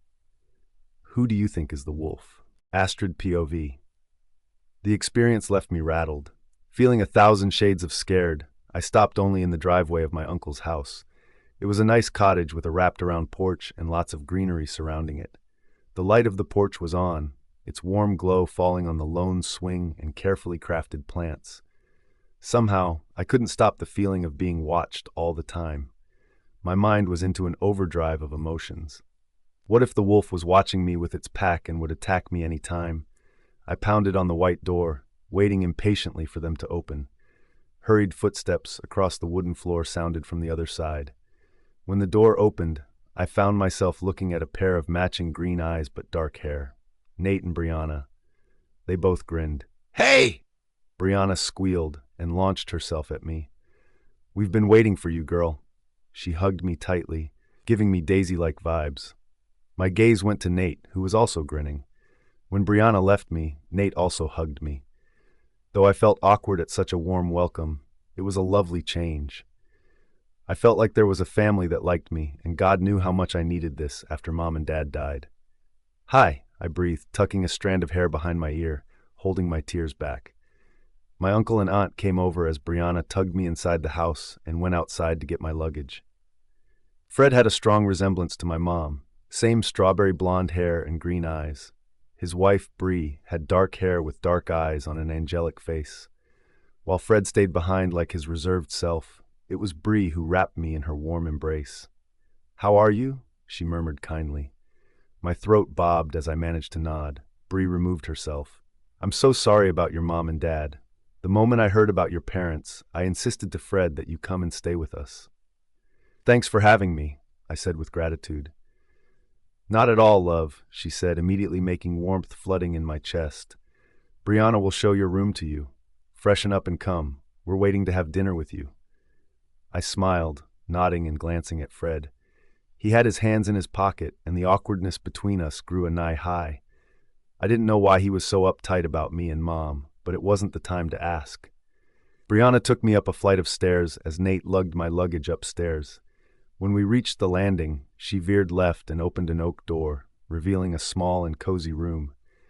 There was a single bed with a running carpet on one side. A cupboard was on the left with a door to the bathroom.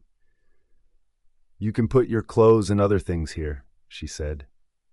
As I scanned my room and Nate placed my luggage in the corner, Brianna came to me and held my hand. She tugged me to the bed, and we sat down. Astrid, she said softly, I hope you like it here.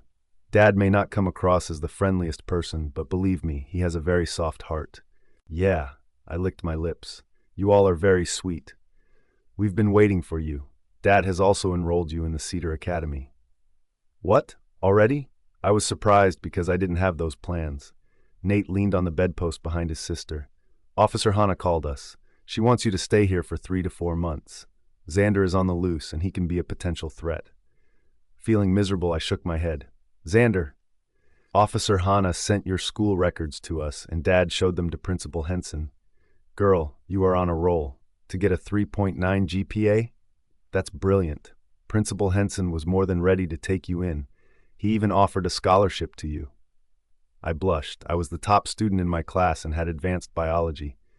Since it's a Sunday tomorrow, we'll show you the town, but you can start classes on Monday, Brianna suggested. Okay, give her some room, Bryn, Nate said. She must be hungry. He looked at me. Did you have anything on the road? That reminded me of the wolf I saw.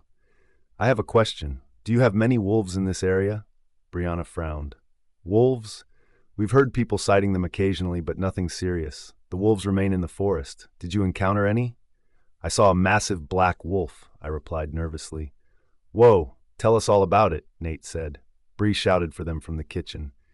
Damn, Brianna got up. We will wait for you downstairs. Tell us everything about it. I joined my family for dinner after taking a good bath. The dinner went rather quietly, with Bree trying to load my plate with more food than required. Fred was, as usual, quiet. Why don't you show our town to Astrid tomorrow? Bree said to her kids. Gladly, Nate replied, winking at me, and I giggled. After dinner, Bree came to my room with a hot cup of coffee. Astrid, can we talk? Of course. I took the coffee from her and crossed my legs on the bed. After the bath, I wore shorts and a tank top without a bra. Bree sat down at the edge of the bed. I know things are low for you at the moment, Astrid, but I'm sure that everything will be okay soon. The Cedar Academy is wonderful. It has the best football team in North America. If you like, you can get on their cheerleading team. I laughed. No thanks. Her lips curled up. Don't mind Fred, okay? He is reserved, but very caring. I bristled and sipped my coffee. I couldn't help asking the question that was at the tip of my tongue. Why didn't he ever visit my mom? He visited only once when I was 5. She pursed her lips and sighed. David, his best friend, was engaged to be married to your mom. She left him standing at the altar, choosing instead to elope with your dad. What? Shock rippled through me. That's not true, I murmured. Bree shook her head, taking a deep breath in. Fred was ashamed of Bree, and you know what a small-town gossip mill is like? He just couldn't come to terms with the fact that his sister abandoned his best friend at the altar. Now seeing his sister's daughter, who looks quite like her, he is, shocked. But don't worry, everything's going to be fine, okay? Wow, this was too much for me to take in, so I sipped my coffee furiously, wondering if this was the cause of my mom's stress. Bree left after talking a bit more about our family and the weather. It gets cold here at night. I'm closing the window. She got up and closed it. Once I was alone, I switched off the bedside lamp and drifted off to sleep quickly. But nightmares of my parents' charred bodies and wolves hounded me. I got up with a jerk and found myself staring into a pair of gorgeous golden eyes of a man more beautiful than Adonis, who was partially hidden in the shadows. Overwhelmed by confusion, I gasped and instinctively reached for the bedside lamp, questioning the authenticity of this moment and whether it belonged to the realm of reality or dreams.